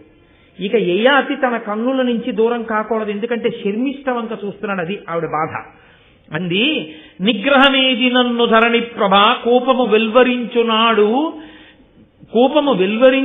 ఉగ్రమయూఖ సాక్ష్యముగనున్నత దక్షిణ పాణి చేసి భూపాగ్రణి నాదు దక్షిణ కరాగ్రము వట్టితి కాన మున్న పాణిగ్రహణంబు చేసి అది నీయడ విస్మృతి పొంద పాడియే. సూర్య భగవానుడు సాక్షిగా ఉండగా నువ్వు నా పాణిగ్రహణం చేశావు. చస్తాడా నూతిలోంచి లాగేటప్పుడు చెయ్యట్టుకు లాగడండి, అందుకని ఆవిడ కుడి చేతిని కుడి చేతితో పట్టుకున్నాడు, అందుకనే నా పాణిగ్రహణం చేశావండి. నా పాణిగ్రహణం వివాహం చేసేటప్పుడు సుముహూర్తంలో జరిగేటటువంటి ఒక కర్మ. పాణిగ్రహణం అన్నా చేస్తారు, జీలకర్ర బెల్లం అన్నా పెడతారు, తెరదించి ఒకరి కన్నుల్లోకి ఒకరన్నా చూసుకుంటారు, మంగళసూత్రం అన్నా కడతారు, వీటిల్లో ఏదో ఒకటి సుముహూర్తానికి చేస్తారు, ఒక్కొక్క చోట ఒక్కొక్క పద్ధతి ఉంటుంది. కాబట్టి నీవు రాజు, నువ్వు పాణిగ్రహణం చేస్తే వివాహం చేసుకున్నట్టు. సూర్యుడు పైన వెలుగుతూ ఉండగా నువ్వు నీ యొక్క దీర్ఘమైనటువంటి కుడి చెయ్యి తాపి నా కుడి చేతిని పట్టుకుని పైకి లాగావు, కాబట్టి పాణిగ్రహణం అయిపోయింది, మన ఇద్దరికీ పెళ్లి అయిపోయింది. హడిలిపోడంటే ఏ ఆసి ఎక్కడి ప్రారంభం? ఆవిడ బ్రాహ్మణ కన్య, నేను రాజునా, నూతిలోంచి లాగితే పెళ్ళైపోయిందంటున్నాడు, పాణిగ్రహణం చేశామంటున్నాడు అని నన్ను వివాహమై నహుషనందన ఈ లలితాంగి దొట్టి ఈ కన్యలందరూ దివిజ కన్యలతోనైన వారు నీకున్నతి ప్రీతిసేయక నృపోత్తమ వాసుబోలి లీలతో ఇన్నరలోక భోగములనేకములందుము నీవు నావుడు. ఓ మహారాజా, నువ్వు నన్ను పాణిగ్రహణం చేసుకున్నావు, అందరికీ తెలిసేటట్టు వివాహం చేసుకుంటే ఈ 1000 మంది కన్యలతో కలిసి ఈ దాసి శర్మిష్ఠ మన ఇద్దరికి దాస్యం చేస్తుంది, కాబట్టి నువ్వు నన్ను వివాహం చేసుకోండి అంటే ఆయన హడిగిపోయి అన్నాడు, నువ్వు బ్రాహ్మణ కన్యవి, నేను క్షత్రియుణ్ణి, పైగా భూమిని పాలించే రాజుని, నేనే ధర్మం తప్పితే నేనే నాకన్నా పైన ఉన్న కుటుంబంలోంచి పిల్లని తెచ్చుకుంటే లోకంలో ధర్మాన్ని ఎలా నిలబెడతాను? కాబట్టి నేను బ్రాహ్మణ కన్యని వివాహం చేసుకోకూడదు, కాబట్టి ఇది మన ఇద్దరికీ కుదరదు, ఇది ధర్మం కాదన్నాడు. అంటే ఇంకొక మాటగా ఏం చెప్పినట్టు, నాకు శర్మిష్ఠకి కుదురుతుందని చెప్పినట్టు కదండి. దీనికి ఆవిడ మరీ అడిగిపోయింది. శుక్రాచార్యుల వారి సంగతి నీకు తెలుసు కదా, మహానుభావుడు, మా తండ్రి, మృత సంజీవని విద్య ఎరిగినవాడు, ఎప్పుడు అదే చెప్తున్నాడు. అటువంటి మహానుభావుడు, ధర్మం ఎరిగినవాడు, ఆయన చెప్పినది ధర్మం కాకపోదు కదూ. కాబట్టి శుక్రాచార్యుల వారు వచ్చి ధర్మమయ్యా నువ్వు చేసుకోవచ్చు ఈ అమ్మాయిని అంటే చేసుకుంటావా? శుక్రాచార్యుల వారు వచ్చి ధర్మమే చేసుకో అంటే చేసుకోకపోతే ఏమవుతుందో తెలియదేమిటి యయాతికి. ఆయన వెంటనే కమండలంలో నీళ్లు చేతిలో పోసుకుంటాడు శాపం ఇవ్వడానికి, నా కూతురు మనసు భగ్నపడింది. అందుకని ఆయన అడిగిపోయి అన్నాడు, శుక్రాచార్యులు వారు కదా అంత బొత్తిగా ఇది ధర్మమే చేసేసుకో అంటాడేమిటని శుక్రాచార్యులు వారు చెప్తే అలాగే చేసుకుంటాలే అన్నాడు. ఇప్పటికీ గొడవ వదిలిపోతున్నాడు. ఆవిడని అలాగే నించో అని పరిచారికని పిలిచి వెళ్ళి మా నాన్నగారిని తీసుకురాలి. అమ్మ బాబోయ్ ఇదేది ఇక్కడికిక్కడే తీర్పు కూడాను అని ఆయన తెల్లబోయి నించున్నాడు. అంటే ఎంత ఉద్ధతితో ఉంటాయో జీవితాలు. ఆ అహంకారగ్రస్తులైన వాళ్ళ యొక్క స్థితి ఎలా ఉంటుందో, ఎంతసేపు జాగ్రత్త పడిపోయాం మా అంత తెలివైన వాళ్ళు ఎవరు, ఎలా నేను ఆలోచన చేసేసానో చూసారా, ఇదే ఆవిడ ఆలోచించుకునే తీరు. కొంత అమాయకత్వం, కొంత తెలిసింతనం, అన్ని ఏవేవి కలవకూడదో అన్నీ తెలిసిపోయాయండి అందులో. ఇంకా అందులోంచి పుట్టేది హలాహలం కాకపోతే ఇంకోటి ఎలా పుడుతుంది? కాబట్టి ఇప్పుడు ఆ శుక్రాచార్యుల వారు వచ్చారు. ఆవిడ ఏం అడగాలి న్యాయంగా? నాన్నగారండి నేను ఈయన్ని వివాహం చేసుకోమని అడిగాను, ఆయనేమో బ్రాహ్మణ కన్యని చేసుకోకూడదంటున్నారు, అలా చేసుకోవచ్చా నాన్నగారు, అది ధర్మమా అని అడగాలి. ఆవిడ ఏమని అడిగిందో తెలుసా అండి? ఇన్నరేంద్రు చేతమున్న గృహీతమయ్యున్న నా కరంబు గ్రన్ననింక ఒరుణ కర్హమమునే పరిణయ విషయమై ధర పరిగ్రహింప పరమమూర్తి. నాన్నగారండి ఇతను ఇంతకు ముందు నా చెయ్యి పట్టుకుని పాణిగ్రహణం చేశాడు, కాబట్టి నేను ఈయనకి భార్యని, ఈయన నాకు భర్త. ఇప్పుడు చెప్పండి, నేను ఇంకోళ్ళకు కూడా భార్యనవచ్చా ఈ భూలోకంలో?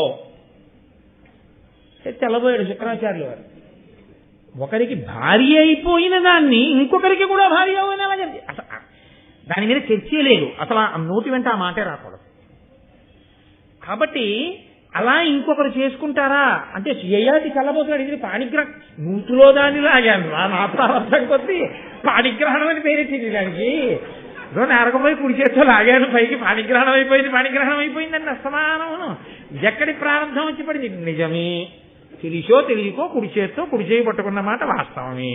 అది ఏమన్నా మంత్రమా, పెళ్ళ, ఏమన్నా ఏదో లాగాను నా కర్మ కొద్ది. పాణిగ్రహణం చేసావు, ఆకాశంలో సూర్యుడున్నాడు ఆయన సాక్ష్యం అంటుంది. ఏమన్నా అందామంటే ఇప్పుడు కూతురుతో పోదు తండ్రితో కూడా ఏమంటాడో అని చూస్తున్నాడు ఆయన. ఆవిడంది, నాన్నగారు ఒకవేళ ఇది ధర్మం కాకపోతే మీ తపస్సుతో ఇది ధర్మమగుగాక అనండి, ధర్మం అవుతుంది. అడిలిపోయాడు యయాతి పాప నిలువున. ఆయనకి పుత్రికా ప్రీతి కదండి. ఆయన అన్నాడు, క్షత్రియుడు మహారాజు అయినటువంటి వాడు బ్రాహ్మణ కన్యని చేపట్టరాదు. అయినా ఇత పూర్వం నా కూతురు కుడి చేయి పట్టుకుని నీ కుడి చేత్తో లాగావు కనుక, మీ ఇద్దరికీ పాణిగ్రహణం అయింది కనుక, మీ ఇద్దరూ భార్యాభర్తలు అయిపోయారు కనుక, మీ ఇద్దరి మధ్య ఇప్పుడు క్షత్రియుడు బ్రాహ్మణ కన్యని వివాహం చేసుకున్నాడన్న అధర్మము కలగకుండుగాక నేను ఆశీర్వచనం చేస్తున్నాను నా తపోబలంతో.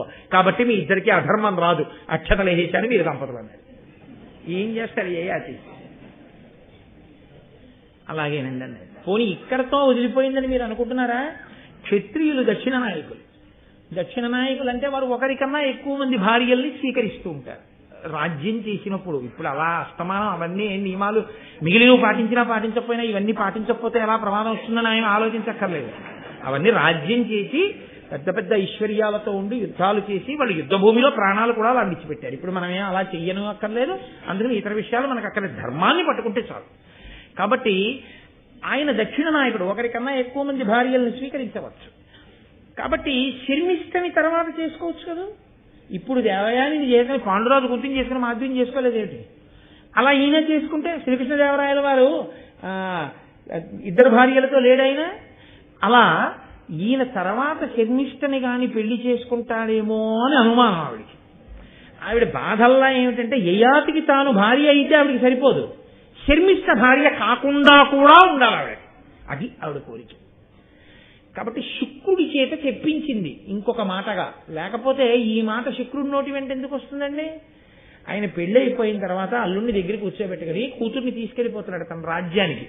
తీసుకెళ్లిపోయేటప్పుడు శర్మిష్టని ఏ స్థానంలో తీసుకెళ్లారో తెలుసా అండి? దాసీ స్థానంలో తీసుకెళ్లాడు.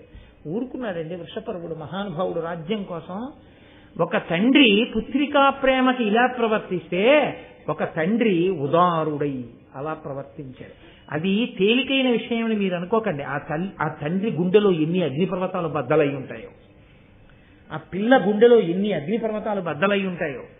తనని అనురక్తుడై చూసినటువంటి రాజు ఆమెను వివాహం చేసుకుని తనని దాసిగా తీసుకెళ్తున్నాడు.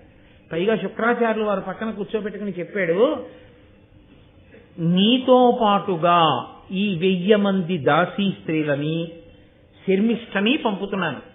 వీళ్ళకి నువ్వు మంచి వస్త్రములు, శరీరములకు అనులేపనం చేసుకునేటటువంటి సుగంధ ద్రవ్యములు, పుష్పములు, మంచి మంచి భవనములు, విహారములు కల్పించవచ్చు. వారిని నీ సుఖము కొరకు వినియోగించుకొనవచ్చు అంగీకరిస్తే వారు. కానీ ఒక్క శర్మిష్ట మాత్రం దాసిగా ఒంటికి అంగరాగములు పూసుకోవడం, మంచి బట్టలు కట్టుకోవడం, పువ్వులు పెట్టుకోవడం, మంచి భోజనం చేయడం, మంచి భవనంలో ఉండడం వినా ఎన్నడూ ఆమె యందు నువ్వు భార్యాత్వమును పొందరాదు. ఇది నా శాసనం అని చెప్పాడు. ఇంతకన్నా దారుణాతి దారుణమైన విషయం ఇంకొకటి లేదు. ఎప్పుడో ఒక్కసారి గాలికి బట్టలు కలిసిపోతే ఆవిడ బట్టలు కట్టుకుందా? కట్టుకున్నందుకు వాళ్ళ నాన్నగారిని తోలనాడిందని వాళ్ళ నాన్నగారిని వెనకేసుకొచ్చి ఒక్క మాట మాట్లాడిందా? ఆ మాట మాట్లాడినందుకు తనకి కావలసిన భర్తని ఎగరేసుకుపోయి ఆవిడ చేసుకుంటుందా? చేసుకుని దాసిగా తీసుకెడుతుందా? తన కళ్ళ ముందు తనకి భర్త కావలసిన వాడితో తాను సంతోషంగా మహారాణి స్థానంలో కూర్చుని ఉంటుందా? ఆవిడ బిడ్డల్ని కంటుందా? తాను మోడువారిపోయి దాస్యం చేస్తూ అలా ఉండిపోవాలా? ఎంత బాధాకరమైన విషయం అండి! ఎంత అహంకారం అండి దేవయానిది! ఏ కారణం చేత దేవయానిని వెనకేసుకొస్తారు మీరు భారతంలో? అది అమాయకత్వమైన అర్థం లేని అమాయకత్వం, అది హర్షించరాని అమాయకత్వం, దిద్దవలసిన అమాయకత్వం తప్ప అమాయకత్వం అన్న ముసుగులో చేయవలసినటువంటి అపచారం అది కాదు. ఎవరు దిద్దాలో ఆ శుక్రుడు దిద్దలేదు. ఇప్పుడు దిద్దవలసిన వాడు ఎవరైనా ఉంటే భర్తృస్థానంలో ఉన్నటువంటి యయాతి దిద్దాలి. ఎందుకంటే ఆయనకి ఇప్పుడు అధికారం ఉంది కాబట్టి ఆవిడ్ని తీసుకుని వెళ్ళిపోయాడు. ఆయన మహానుభావుడు, ధర్మాత్ముడు. ఆమెతో కలిసి చాలా సంతోషంగా కాలం గడుపుతున్నాడు. ఈ మిగిలినటువంటి శర్మిష్టని 1000 మంది కాంతల్ని తీసుకెళ్లి ఒక అశోకవనంలోని హర్మ్యంలో ఉంచారు. వాళ్ళు పాపం ఈవిడికి దాసి పని చేస్తున్నారు. ఆవిడ చాలా సంతోషంగా ఉంది. 2 కోరికలు తీరుతున్నాయి. తాను యయాతికి భార్య అయింది, సంతోషంగా ఉంది, మహారాణి అయింది. అహంకారానికి అధికారం కూడా చేరింది. పక్కన అగ్నికి వాయువు తోడైనట్టే తన కళ్ళ ముందు శర్మిష్ట అలా కుమిలిపోతోంది. ఎప్పుడు ఒక్క మాట ఎంత గుర్తు పెట్టుకుందో చూడండి. అలా గుర్తు పెట్టుకుని పగ తీర్చుకునే లక్షణం ఎవరిదో తెలుసా అండి? అహంకారగ్రస్తులది. అహంకారం లేనివాడు ఇవాళ ఓ మాట అన్నా రేపే మర్చిపోతుంది. అసలు అంతా గుర్తుండదు. మళ్ళీ వెంటనే ఆ ప్రేమ పొంగి వచ్చేస్తుంది, ఇది కొట్టుకుపోతుంది. అది లేని చోట అహంకారం అలా నిలబడిపోయి ఉండిపోతుంది. కాబట్టి కొంతకాలం అయిపోయిన తర్వాత ఆ దేవయానికి యయాతి మహారాజు వల్ల యదువు, తుర్వసుడు అని 2 కుమారులు కలిగారు. శర్మిష్ట ఈ దేవయాని వివాహం చేసుకోవడం, సంతోషంగా ఉండడం, 2 కొడుకులు పుట్టడం, 2 కొడుకులకు తల్లి అవ్వడం, భర్తతో కలిసి సంతోషంగా కాలం గడుపుతూ ఉండడం, ఆ మహారాజ్ఞి అధికారం, ఇవన్నీ చూసి ఒకరోజు బాధపడుతూ ఏడుస్తూ తనలో తాను అనుకుంది, పతిపడసి సుతులబడయ్యగా అతివలు కోరుదురు, కోరినట్టుల తనకున్ పతిపడసి సుతులబడసెను, సతులీ భార్గవికి భాగ్య సంపదనయే. లోకంలో ఏ ఆడదైనా ఏం కోరుకుంటుందంటే తన మనసు తెలుసుకున్నటువంటి మంచి భర్త రావాలి అని కోరుకుంటుంది. కేవలము భర్తృస్థానం ఒక్కటే పూరింపబడితే సరిపోదు. అమ్మా అని పిలిపించుకోవడమే పరిపూర్ణత అని అనుకుంటుంది. ఈ భార్గవి భృగువంశంలో పుట్టిన శుక్రాచార్యుల వారి కూతురు ఒక మంచి పురుషుడికి భార్య అయింది. చక్కటి బిడ్డల్ని కలిగి అమ్మా అని పిలుచుకుంది. ఈమె ధన్యురాలు. నేను మోడువారిపోయిన జీవితం ఉన్నదాన్ని, నాకు భర్త లేడు, బిడ్డలు లేరు. కాబట్టి నా జీవితం ఇలా మోడువారిపోయి అంతరించిపోవలసిందే. కానీ లోకంలో ఎవరికైనా అలా ఉండాలని కోరుకుంటుందిగా అనుకో. కొంతకాలం అయిపోయిన తర్వాత ఇప్పుడు ఎవరి మనసులోనైనా ఒక బాధ, ఒక ఆర్తి అన్నది ఉంటుంది కదండి. కానీ దాన్ని ధర్మబద్ధం చేసింది శర్మిష్ఠ. ఆవిడనుకుంది, ఈ రాజునందు నా హృదయంబు తవిలి ఎప్పుడు నుండు, నన్నీతడు గరము కారుణ్యమున ప్రీతి కలుగయట్లు సూచు, కమలాక్షి భార్గవ కన్యతానిట్లు కోరి ఈతని తనకును పతి చేసుకొనియే, అటుల ఏనుకోరి లోకైక భార దురంధరుడు పరహితుడు ధర్మపరుడు నహుషాత్మజుడు అతని పతి చేసుకుందు. కోరి కోరి యయాతి దేవయానికి భర్త అయ్యాడా? దేవయాని కోరి కోరి యయాతిని భర్తని చేసుకుందా? దేవయాని భర్తని చేసుకుంది. నిజానికి నా మనసు ఆయన యందు నిలబడింది, ఆయన మనసు కూడా నా యందు నిలబడింది. మధ్యలో అడ్డొచ్చింది ఎవరైనా ఉంటే దేవయాని శుక్రాచార్యుల వారి. ఆమె తనంత తాను భర్తని పొందొచ్చా, నేను మాత్రం పొందకూడదా? తన మాట విని నేను ఇలా మూడువారిపోవాలా? ఏమి నేనెందుకు ఉండిపోవాలి? కాబట్టి నేను కూడా కేవలం ఏదో ఆవిడ భర్తని నా భర్తని చేసుకోవడం నా ఉద్దేశ్యం కాదు. నా యందు అనురక్తుడు కనుక, నా జీవితం పండాలి కనుక, నాకు అమ్మతనం మిగలాలి కనుక ఆ యయాతికి భార్యనై సంతానాన్ని పొందుతాడు. అందులో దోషం లేదు కాబట్టి, ధర్మ విరుద్ధం కాదు కాబట్టి. ఈవిడ వరకు ధర్మం తప్పడం ఎక్కడుందండి? అందులో ధర్మం తప్పడం లేదు. రాచకన్య రాజుని కోరుకుంది. దక్షిణ నాయకత్వంలో రాజులు ఒకరికన్నా ఎక్కువ మంది భార్యల్ని స్వీకరిస్తారు. ఆమె యందు అనురక్తుడు అని ఆమెకి తెలుసు. ఈమె మనసు ఆమెను ఎందున్నది అన్న విషయం చెప్పడానికి ఆవిడ తప్ప మనకు అధికారం లేదు. ఆవిడ చెప్తుంది ఆ విషయం. కాబట్టి ఇప్పుడు శర్మిష్ఠకి ధర్మం లేదు అని అనడానికి వీలు లేదు. కాబట్టి ఒకనాడు ఈ యయాతి మహారాజు ఏదో అలా విహారం చేస్తూ అశోకవనంలోకి వచ్చాడు. ఆ శర్మిష్ఠ కనపడింది. ఆవిడంది రాజా అని పిలవలేదు, యయాతి అని పిలవలేదు, ప్రియా అని పిలవలేదు. నీలగళోపమాన కమనీయ గుణోన్నతి చెప్పజాలు నన్నేలిన దేవయానికి నరేశ్వర భర్తవు కాన నాకునున్ పోలగ భర్తవీవా ఇది భూనత ధర్మపదంబు నిక్కువం ఆ ఆలును దాసియున్ సుతుడు అన్నవి వాయని ధర్మముల్ మహిన్. మహానుభావ, నేను నీకొక విషయం చెప్తాను విను. నీలగళోపమాన పిలిచాను. నల్లని కంఠమున్న పరమేశ్వరుడు ఎటువంటి వాడో అటువంటి వాడితో సమానమైన వాడా అని పిలిచాడు. అది అలా పిలవడం మధ్యలో. అంటే కంఠంలో విషం పెట్టుకున్నటువంటి పరమేశ్వరుడు లోక కళ్యాణం కోసం కంఠంలో విషం పెట్టుకున్నాడు. అది బాధాకరమే ఆయనకి. బాధాకరమైన లోకం కోసం ఆ భారం వహించి ఆయన నీలకంఠుడు అని బిరుదు పొందాడు. నిజానికి నీకు దేవయానికన్నా నన్ను భార్యని చేసుకోవాలని నీ మనసులో కోరిక. కానీ శుక్రాచార్యుల వారి మాట కాదంటే ఇబ్బందులు వస్తాయని నీవు ఆమెని భార్యాస్థానంలో కూర్చోబెట్టుకుని ఎదురుగుండా నేను కనపడుతున్నా ధర్మానికి కట్టుబడి నేను నీ యందు అనురక్తనని తెలిసున్నా ధర్మమన్న గీత దాటకుండా అలాగే ఆ బాధని నిలదొక్కుని నన్ను భార్యాస్థానంలోకి తీసుకోకుండా నిలబడిపోయినటువంటి నీవు దుఃఖమును గుండెల్లో పెట్టుకున్నావు. శివుడు హాలాహలాన్ని కంఠంలో పెట్టుకున్నట్టు. కాబట్టి నీలగళోపమాన, నీతో నేను ఒక ధర్మం చెప్తాను. లోకంలో ఒక వస్తువు ఒకరి అయితే ఆ వస్తువుతో కూడి వచ్చినవి కూడా ఆ యజమానికే చెందుతాయి.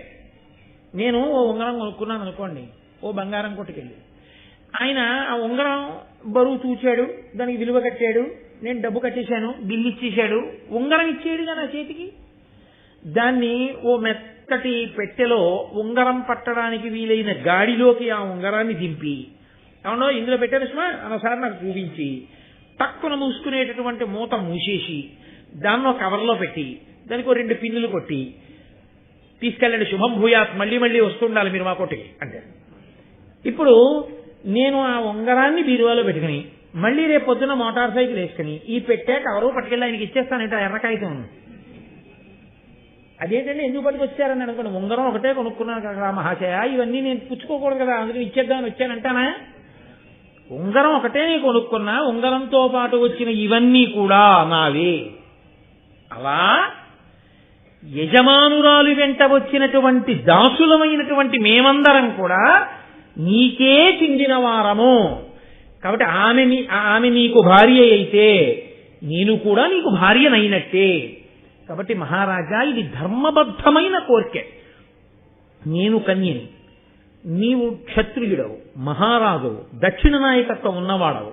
కాబట్టి నేను పక్కన మహారాజ్ఞీ స్థానంలో కూర్చోపెట్టమని కానీ, సింహాసనం మీద కూర్చోపెట్టమని కానీ, పత్ని స్థానం ఇమ్మని కానీ, యజ్ఞం చేసేటప్పుడు నన్ను పక్కన కూర్చోపెట్టుకోమని కానీ నేను ఈ కోరికలు కోరను. అవన్నీ దేవయానివి. ఆమెయే రాజ్ఞి, ఆమెయే సింహాసనం మీద కూర్చుంటుంది. నువ్వు యజ్ఞం చేస్తే ఆవిడే నీ పక్కన కూర్చుంటుంది. కానీ అమ్మ అని పిలిపించుకోవాలన్న నా కోరిక తీరడానికి నీ వంటి దక్షిణ నాయకత్వం ఉన్న సుక్షత్రియుణ్ణి మాత్రమే నేను ఆశ్రయించాలి. పైగా అలాగని నేను ఎవరిని పడితే వాళ్ళని వెళ్ళి అడగనగా.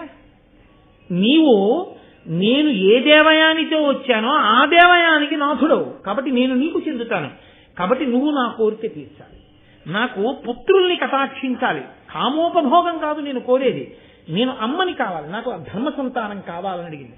ఎంత ధార్మికమైన కోరిక అండి. ఆవిడ ధర్మం తప్పడగలేదు. అడిగితే ఆయన అన్నాడు, నీవడిగిన కోరికే ధార్మికమైన కోరికే. ఇలా సంతానాన్ని అపేక్షించినప్పుడు రాజు కృప చెయ్యకపోతే భ్రూణహత్య చేసిన పాపం ఆ రాజు ఖాతాలో వేస్తాడు. కానీ శుక్రుడు నన్ను ఆజ్ఞాబద్ధుణ్ణి చేశాడు. నిన్ను నా దగ్గరికి పంపేటప్పుడు ఎన్నడూ నిన్ను నా భార్యాస్థానంలోకి తీసుకోకూడదని శాసించాడు.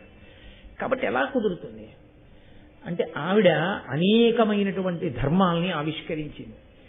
నేను నీ భార్యాస్థానంలో సంతానాన్ని పొందడానికి అర్హురాలని. ఆయనకి కూడా ఆవిడ చెప్పినటువంటి ధర్మమునందు అనురక్తి పొందాడు. ఇద్దరి మధ్య ఉన్నది కామము కాదు, ధార్మికత. ఆమె తల్లి అవడానికి అర్హురాలు, ఆమె కోరిన కోరిక సమంజసము. నేను ఇంకంతకన్నా స్పష్టంగా ఇంకంతకన్నా దాన్ని వివరించి చెప్పక్కర్లేదు. ఒక కన్యకి అమ్మ కావాలని అంతటి మహారాణి కావలసిన పిల్ల కనీస కోరికగా అడగడం, అంత ధార్మికంగా అడగడం కాదు అని అలా దాసిగానే ఉండి దాసిగానే బతుకుతూ కన్యగానే అనలేకపోయాడు మహానుభావుడు యయాతి. తత్కారణం చేత ఆయన అనుగ్రహించినటువంటి కారణం వల్ల ఆమెకి 3 కుమారులు కలిగారు. వాళ్ళు దృక్పుడు, అనువు, పూరుడు. ఈ 3 కుమారులతోటి ఆవిడ సంతోషంగా ఉంది. కానీ ఆవిడ ఎప్పుడూ కూడా నేను రాజ్ఞీ స్థానంలో ఉంటానో ఏమీ ఆయన అడగలేదు. కొంతకాలం అయిన తర్వాత దేవయాని చూసింది. అదేం దాస్తే దాగే విషయం అండి. ఆవిడ అడిగింది, అది నువ్వు నాతో వచ్చింది కన్యగా, ఇక్కడ ఉన్నది కన్యగా, నీకు పిల్లలు ఎక్కడి నుంచి వచ్చారని అడిగింది. ఆవిడంది ఒక మహాపురుషుడు, మహా తేజస్వి, గొప్ప తపస్సంపన్నుడు. అమ్మా నీకు మాతృత్వం ఉంటుందని అనుగ్రహించాడు. ఆయన నాకు వరం ఇచ్చి అనుగ్రహించిన కారణం చేత బిడ్డలకు తల్లినయ్యాను. ఓహో అని సంతోషించింది, వెళ్ళిపోయింది. చచ్చిపోయిన వాళ్ళని బతికించగలిగిన శక్తివంతుడు తన తండ్రి గారు. ఒక్క మాటతో బిడ్డల్ని ఇవ్వగలిగిన ప్రజ్ఞావంతుడు ఉండాలని ఎందుకు అనుకుంటుంది? అందుకని ఆవిడ అంగీకరించి కొంతకాలం అయిపోయిన తర్వాత ఈ పిల్లలు పెరుగుతుంటే వీళ్లలో యయాతి లక్షణాలు కనపడుతున్నాయి. యయాతి పోలికలు, వీళ్ళ యొక్క తేజస్సు, వీళ్ళ చేతులు, వీళ్ళ వేళ్ళు ఇవన్నీ చాలా అందంగా వాళ్ళు త్రేతాగ్నుల్లో ఉన్నారు క్షత్రియ తేజస్సుతో.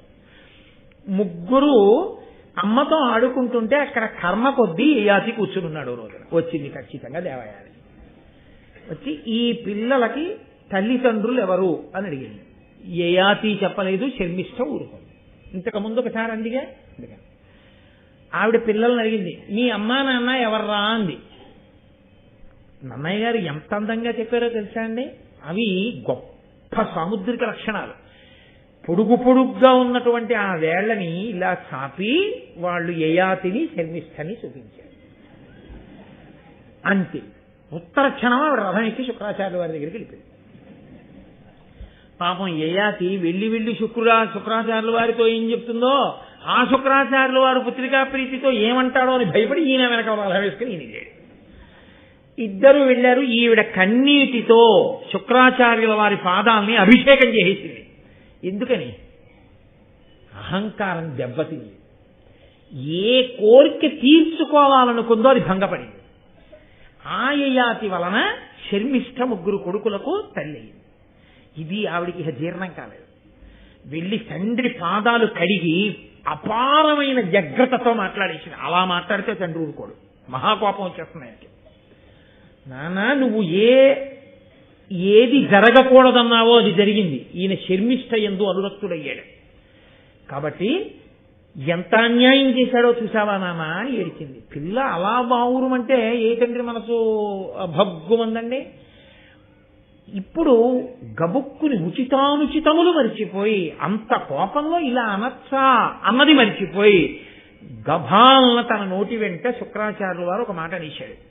నా కూతుర్ని బాధ పెట్టావు కనుక నీవు వృద్ధుడవగుదవుగాక. ఈ క్షణంలోనే పరమ వృద్ధుడివైపోతావు. నాడులు పైకొచ్చి జుత్తు ముగ్గుబుట్టయిపోయి ఒళ్ళంతా గజ గజ గజ గజ వణికిపోతూ చూపు మందగించి పొడిజొగ్గొచ్చి కొద్దిగా ఒళ్ళు వెచ్చనిచ్చి ఏమీ కనపడక కదిలిపోతూ ఇంద్రియములన్నీ కూడా జారిపోతుండగా వృద్ధాప్యాన్ని పొందుతాం. ఏమనలేదు దేవయాని. అయ్య బాబాయ్ నాన్నగారండి అదేంటండి అంత శాపం ఇచ్చారు. ఆయన అటువంటి శాపాన్ని పొందితే ఈవిడికి మాత్రం బాధ కాదండి. కానీ ఆవిడ బాధ పొందలేదు. ఎందుకో తెలుసా? ఇప్పుడు శర్మిష్ఠ కూడా సంతోషించడానికి వీల్లేదు. ఇది ఆవిడ బాధ. ఇప్పుడు ఈయనకి వృద్ధాప్యం వస్తే వచ్చింది. ఇప్పుడు శర్మిష్ఠ ఏడవాలి. తను ఏడిచినా పర్వాలేదు. ఎంత క్రౌర్యం, ఎంత పగో, ఎంత అభిజాత్యం, ఎంత అహంకారం దెబ్బతింటే తట్టుకోలేని స్థితో. ఇది అన్న తర్వాత యయాతి చాలా చాలా తెలివైన వాడని చెప్పాలి ఆయన అన్న ఒక్క వాక్యానికి. మీరు జాగ్రత్తగా వినండి, నేను మళ్ళీ అనను ఆ వాక్యాన్ని. అందుకని మీరు ఒక్క మాటే వినవలసి ఉంటుంది ఆ వాక్యం. నేను 10 మాటల వాక్యం అనక్కర్లేదు, ఒక్క మారే నేను అంటాను. దాన్ని బట్టి వెంటనే శుక్రుడి మనసు ఎందుకు కలుగుతుందో మీరు అర్థం చేసుకోవాలి. యయాతి ఆయన పాదములు పట్టుకుని అన్నాడు, నాకు ఇంకా నీ కుమార్తె యందు ఇంద్రియ చాపల్యము విడవలేదు, నీవు నన్ను వృద్ధుడవు కమ్మని శపించావు. దీనికి మళ్ళీ దేవయాని సంతోషపడిపోయింది. అహంకారం కదండి, నేను ఒక్క మారే అంటానని చెప్పాను ఆ వాక్యాన్ని. ఎందుకంటే అటువంటి 10 మాటలు సభాముఖంగా అనక్కర్లా, ప్రాజ్ఞులు మీ అందరూ పరిశీలించగలరు. కాబట్టి వెంటనే శుక్రాచార్యులు వారు అన్నారు, అప్పుడు దేవయాని సంతోషించడం గమనించి, ఓహో ఇతనికి మళ్ళీ యవ్వనం ఇవ్వాలి, ఎలా వృద్ధుడైపోవాలన్నాడుగా. అందుకని అన్నాడు, శర్మిష్ఠ వలన 3 కుమారులు ఉన్నారు, దేవయాని వలన 2 కుమారులు ఉన్నారు. దేవయాని వలన జన్మించిన 2 కుమారులలో ఏ ఒక్కడైనా, శర్మిష్ఠ వలన జన్మించిన కుమారులలో ఏ ఒక్కడైనా నీ వృద్ధాప్యాన్ని తీసుకుని అతని యవ్వనాన్ని నీకిస్తే నువ్వు మళ్ళీ ఏ సుఖములను కోరుకున్నావో ఆ సుఖములను నువ్వు అనుభవించాలనుకున్నంత కాలం అనుభవించి నీ వృద్ధాప్యాన్ని నువ్వు పుచ్చేసుకుని ఏ కొడుకు నీకు యవ్వనం ఇచ్చాడో ఆ కొడుక్కి యవ్వనాన్ని ఇచ్చేసేయి. ఆ రోజుల్లో వాళ్ళకున్న తపస్సు చేత సాధ్యమయ్యేది. ఏమి ఇప్పుడు చచ్చిపోయిన వాడికి అన్ను తీసి బతికున్న వాడికి పెడితే సాధ్యమైందా? ఆ రోజున అది ఎందుకు సాధ్యం కాదని మీరు అనుకుంటున్నారు? ఆ రోజు తపస్సుకని సాధ్యమైంది. ఆ రోజు దేవతలే వచ్చి ఎదురుగుండా కూర్చునేవారు అగ్నిహోత్రం దగ్గరే హవిస్సు తినడానికి. కాబట్టి ఈ మాట అని శుక్రాచార్యుల వారి నోటి వెంట వేరొక మాట వచ్చేసింది. అది కదలిక. ఎవరు ధర్మమునకు కట్టుబడ్డారో చిట్ట చివర గెలవవలసిందే. ఆయన అన్నాడు, ఏ కొడుకు నీ వృద్ధాప్యాన్ని పుచ్చుకోవడానికి ఇష్టపడతాడో ఆ కొడుకే నువ్వు రాజ్యాన్ని కూడా నీ తదనంతరము ఇయ్యి. అప్పటికి మహారాజ్ఞిగా ఉంది, కానీ తర్వాత రాజమాత ఎవరవ్వాలో, తర్వాత రాజ్యం ఏ వంశానికి వెళ్ళిపోవాలో, ఇప్పుడు శర్మిష్ఠ కుమారులు ముందుకొస్తారో దేవయాని కుమారులు ముందుకొస్తారో అన్నదాన్ని బట్టి ఉంటుంది. తనకే ఒకరు చెప్తే మాట వినే లక్షణం లేని తన కొడుకులకు ఉంటుందా? దేవయాని చెప్తే వింటారా? ఇప్పుడు నాన్నగారు నా కూతురు దాసిగా వెళ్ళిపోతుంది అంటే విన్న కూతురు ఎవరుందో ఆ కూతురు కొడుకుల్లోనే ఎవరో వినాల్సి ఉంటుంది. మాట వినే తత్వం నీకోటి ఉంటే నీ పిల్లలకు ఉంటుంది, నీకే లేని నీ పిల్లలకి ఎక్కడి నుంచి ఉంటుంది? ఒకవేళ నువ్వు వెళ్ళి చెప్పినా ఊరుకుదురు మీరు పెద్ద మాట విన్నట్టు.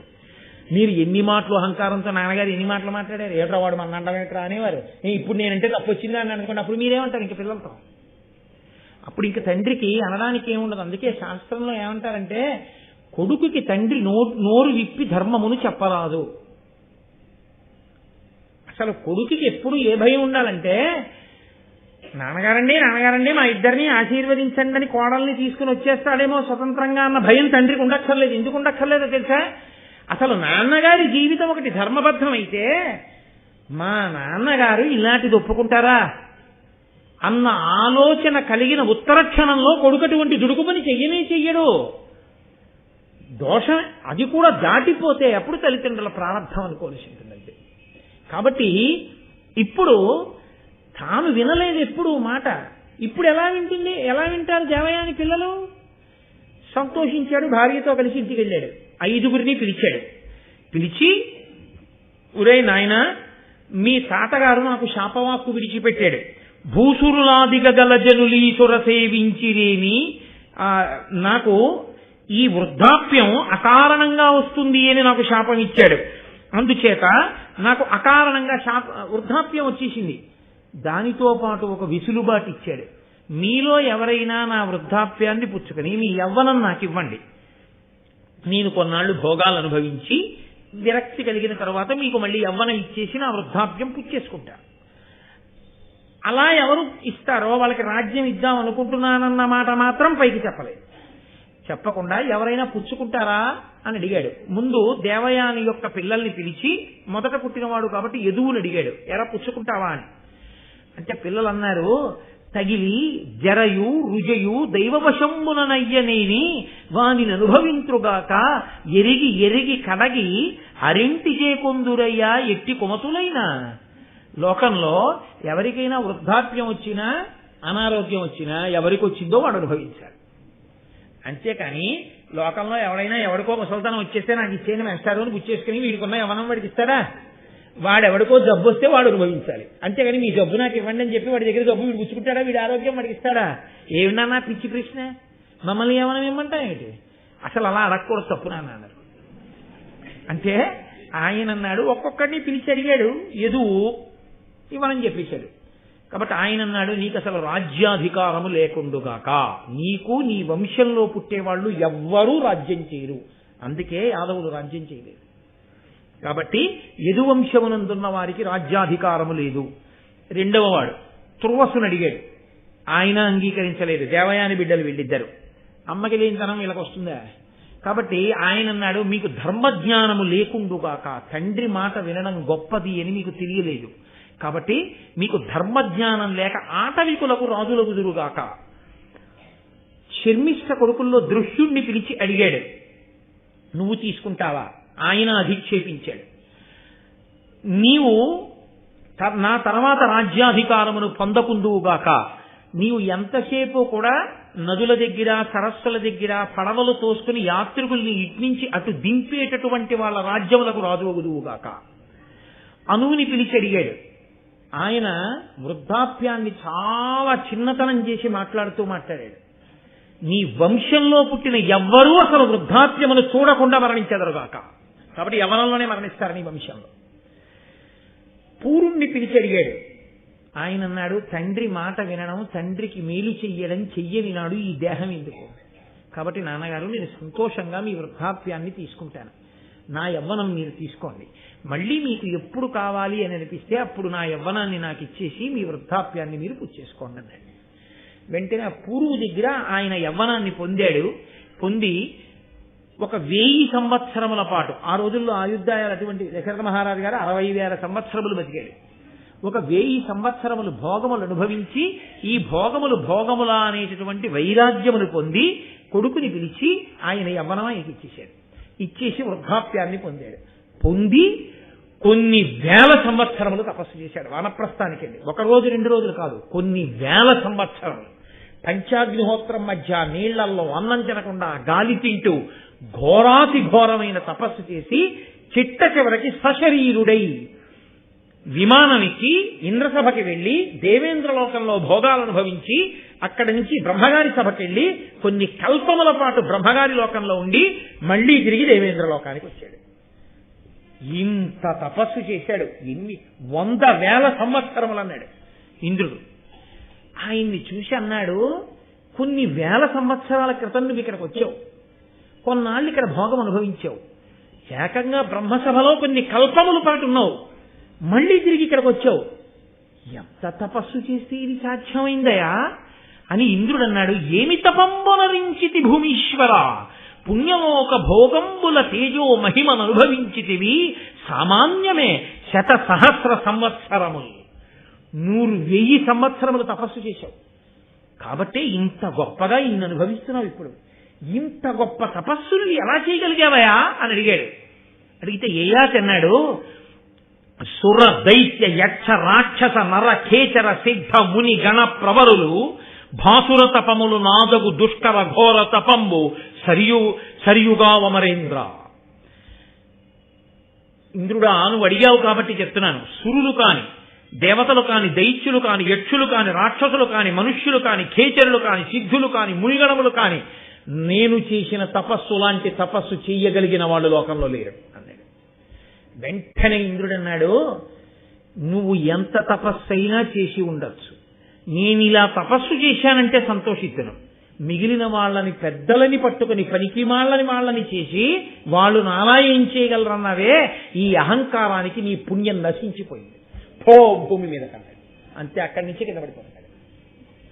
ఎక్కడికి వెళ్ళిందో చూడండి. అహంకార స్పర్శ ఇంత యయాతిని ఎంత కిందకి తీసుకొచ్చి ఆ ఒక్క మాటకు పోయింది నీ పుణ్యం అంతా. నువ్వు చేసిన తపస్సు, ఇన్ని 1000 సంవత్సరాల తపస్సు పోయింది అహంకారంతో నీకు వచ్చేసిన మాట వల్ల. పో కింద కన్నాడు. పడిపోతూ ఇంద్రుణ్ణి ప్రార్థన చేశాడు. మహానుభావ, ఇంత అన్యాయంగా కింద పడిపోలేను, మళ్ళీ వెళ్ళి మనుష్యలోకంలో బతకలేను, కాబట్టి నన్ను నక్షత్ర మండలంలో నక్షత్రాలకి సమీపంలో ఉండే అవకాశం ఇమ్మన్నాడు. సరేనని అక్కడికి పంపారు. శిబి నక్షత్రం అని ఒక నక్షత్రంలో ఉండేటటువంటి కొంతమంది యయాతిని చూసి ఆయన దగ్గరికి వచ్చారు. వాళ్ళు ఆయన దౌహిత్రులు, ఆయన కూతురు కొడుకులు. వాళ్ళు శరీరాలు కూడా విడిచిపెట్టి నక్షత్ర మండలానికి వెళ్ళిపోయారు. అప్పుడు ఇంకా ఈయన హాయిగా పైన తిరుగుతున్నాడు. ఒక్క మాటకి అహంకారంతో ఇతరులు అవమానించినందుకు పడిపోయాడు. అప్పుడు వాళ్ళు వచ్చి అన్నారు, మీరెవరు, ఎందుకు ఇలా వచ్చారు, ఇక్కడ ఎందుకు నక్షత్రాలకు దగ్గరలోకి వచ్చి నిలబడ్డారు అని అడిగారు. అడిగితే అప్పుడు అన్నాడు యయాతి, అమరవిభుండు దాని వినియల్గి మదంబున ఉత్తమావమానము తగునయ్య చేయనని నన్ను అదో భువన ప్రతాప సంభ్రమ వివశాత్ము చేసే అది పాడియా ఇందును అల్పమయ్యు దర్పము బహుకాల సంచిత తప ఫలహాని ఒనర్పకుండునే. ఒకే ఒక్క మాట అన్నా, వాళ్ళందరూ ఏం చేస్తారు నాలా తపస్సని. దానికి నన్ను కిందకి బొమ్మన్నాడు ఇంద్రుడు. మళ్ళీ అడిగితే ఇక్కడికి తీసి పంపించాడు నక్షత్ర మండలానికి. నిజమే, ఎంత చిన్న మాట అయినా అది అహంకారంతో మాట్లాడే ఒక్క మాట అయినా ఇన్ని పుణ్యాల్ని పాడు చేసేస్తుంది. కాబట్టి ఇంద్రుడి తప్పే ఉంది, నాదే తప్పంత. అహంకారంతో మాట్లాడడం, పెద్దల్ని అధిక్షేపించి నేను ఎలా తపస్సు చేశానో చెప్తే పోదు, వాళ్ళు పనికి మాలిన వాళ్ళు అంటాం ఎందుకు? దానివల్ల పడిపోయాను. కోరుకుంటే ఇదిగో ఇక్కడికి పంపారన్నాడు. అంటే వాళ్ళు అన్నారు, నువ్వు ఇన్ని లోకాలు తిరిగావు, ఇన్ని కల్పాలు ఉన్నావు, బ్రహ్మసభలో ఉండడం అంటే బ్రహ్మగారు మాట్లాడుతుంటే వినొచ్చు, నీకు ఎన్నో తెలిసి ఉంటాయి, మాకు ధర్మం గురించి 4 మాటలు చెప్పన్నాడు. అంటే సర్వభూత దయ్యకు సత్యవాక్యమునకు ఉత్తమంబు ధర్మ ఒండెరుంగా ఒరలు నొప్పి కోడకు పతాపమొనరించు నదియకడున ధర్మం అనిరిబుధులు. ఆయన అన్నాడు, సర్వభూత దయ, సత్యమైన వాక్యము, ఈ 2 లోకంలో అత్యుత్తమమైనటువంటి ధర్మాలు. సమస్త భూతముల మీద దయ కలిగి ఉండడం, వాక్కునందు సత్యం ఉండడం. ఇతరులకు బాధ కలుగుతుందని తెలిసి కూడా బాధ పెట్టడం కన్నా పెద్ద ధర్మం లోకంలో ఇంకోటి లేదు అంటూ ఆయన ఒక ప్రసంగం చేశాడు. వేదము ప్రమాణము, వేదము ఎలా చెప్పిందో అలా బతికి గృహస్థాశ్రమంలోకి వెళ్లి వేదము అనుభవించమన్న భోగములను అనుభవించి, ఈ భోగములు భోగములా అనేటటువంటి ప్రశ్న వేసుకుని దానివల్ల వైరాగ్యములు పొంది వానప్రస్థానికి వెళ్లి భార్యతో కలిసి తపస్సు చేసి చిట్ట చివర భార్యని కుమారుడి దగ్గరికి పంపి కాని భార్య శరీరాన్ని కాని విడిచిపెట్టేస్తే అప్పుడు తాను సన్యాసం తీసుకుని కాషాయం కట్టుకుని ఏ ఊరిలోకి రాకుండా, ఏ పట్టణంలోకి రాకుండా, ఏ గ్రామంలోకి రాకుండా బయట దూరంగా ఊరికి చెట్ట చివర ఎక్కడో ఏ చెట్టు తొర్రలోనో ఉండిపోయి ఆకలేస్తే వ్యాధి వచ్చినట్టు అప్పుడు మాత్రం ఊళ్ళోకి వెళ్ళి ఇళ్ల ముందుకెళ్ళి చెయ్యి తాపి 4 పిడతలు చేతిలో వేస్తే ఆ పిడతలు మాత్రమే తిని ఊరు బయట నివాసం చేసి నిరంతరము ఆత్మని మననం చేసుకుంటూ సాక్షి మాత్రంగా ఉండి శరీరం పడిపోతున్నప్పుడు కూడా తాను ఆత్మగా నిలబడగలిగిన సన్యాస స్థితిలో ఉండిపోయిన వాడెవరో వాడు మోక్షానికి అర్హుడవుతాడు. కాబట్టి ఇలా బ్రతకమని వేదం చెప్పిందయా, అలా బ్రతకండి, అలా ఉండాలి లోకంలో ఉండేటటువంటి వాళ్ళందరూ అన్నాడు. అంటే వాళ్ళు చాలా సంతోషించి, మహానుభావా నీకు ఇన్ని విషయాలు తెలుసు కదా, నీకు ఇన్ని తెలిసున్నవాడివి, భూత భవిష్యత్ వర్తమాన కాలములు తెలుసున్నవాడివి కాబట్టి మాకు చెప్పు, మాకు పుణ్యలోకములు ఉన్నత లోకములు ఉన్నాయా అని అడిగారు వాళ్ళు. అడిగితే ఆయన అన్నాడు, ఉన్నాయి, మీరు ఉన్నత లోకములు పొందుతారు అన్నాడు. అంటే వాళ్ళు అన్నారు, రా నిన్ను కూడా మాతో మళ్ళీ ఉన్నత లోకాలకి తీసుకుపోతున్నాం అన్నాడు. ఇంద్రుడు వద్దన్నాడుగా, ఎలా సాధ్యం అంటే సత్సంగం వలన సాధ్యమైంది అన్నారు వాళ్ళు. మేమింత పుణ్యం చేసి ఉన్నత లోకాలకు ఎడుతున్నాం, వెంటనే నీ అహంకారాన్ని విడిచిపెట్టి నాది తప్పే, నిజమే, మహాత్ముల్ని నేను అలా అనకూడదు, అలా అన్న తర్వాత ఇంద్రుడు నా పుణ్యం పోయిందని కిందకి తోస్తే ఇంద్రుడి తప్పెక్కడుంది అని అన్నావే అని మాతో కలిసి నిలబడి మాట్లాడేవే, ఈ సత్సంగ పుణ్యం చేత మళ్ళీ నీకు ఊర్ధ్వలోకాలకు వెళ్ళేటటువంటి అదృష్టం కలిగింది, రా వెళ్ళిపోదామని ఉన్నత లోకాలకి తీసుకెళ్ళిపోయారు. కాబట్టి అథవా దీని సారాంశం ఏమిటో తెలుసా అండి, అహంకారము పోవాలి అనుకున్న వాడికి ఏకైక మార్గము లోకంలో మహాపురుషులతో కలిసి ఉండడమే. సత్పురుషులతోటి కూడిక వలన అహంకారం అనేటటువంటిది నశించిపోతుంది. అరే వాళ్లే అన్ని తెలుసున్న వాళ్ళంత వినయంగా ఉన్నారు, అంత మర్యాదగా ఉన్నారు, అలా బ్రతుకుతున్నారు, అరే మనం దేనికి అహంకరిస్తాంరా, తప్పు కదా, తెల్లవారులేస్తే చూస్తున్నామని వాళ్ళని చూసి వాళ్లతో కలిసి ఉండడం వల్ల మనసు మారుతుంది.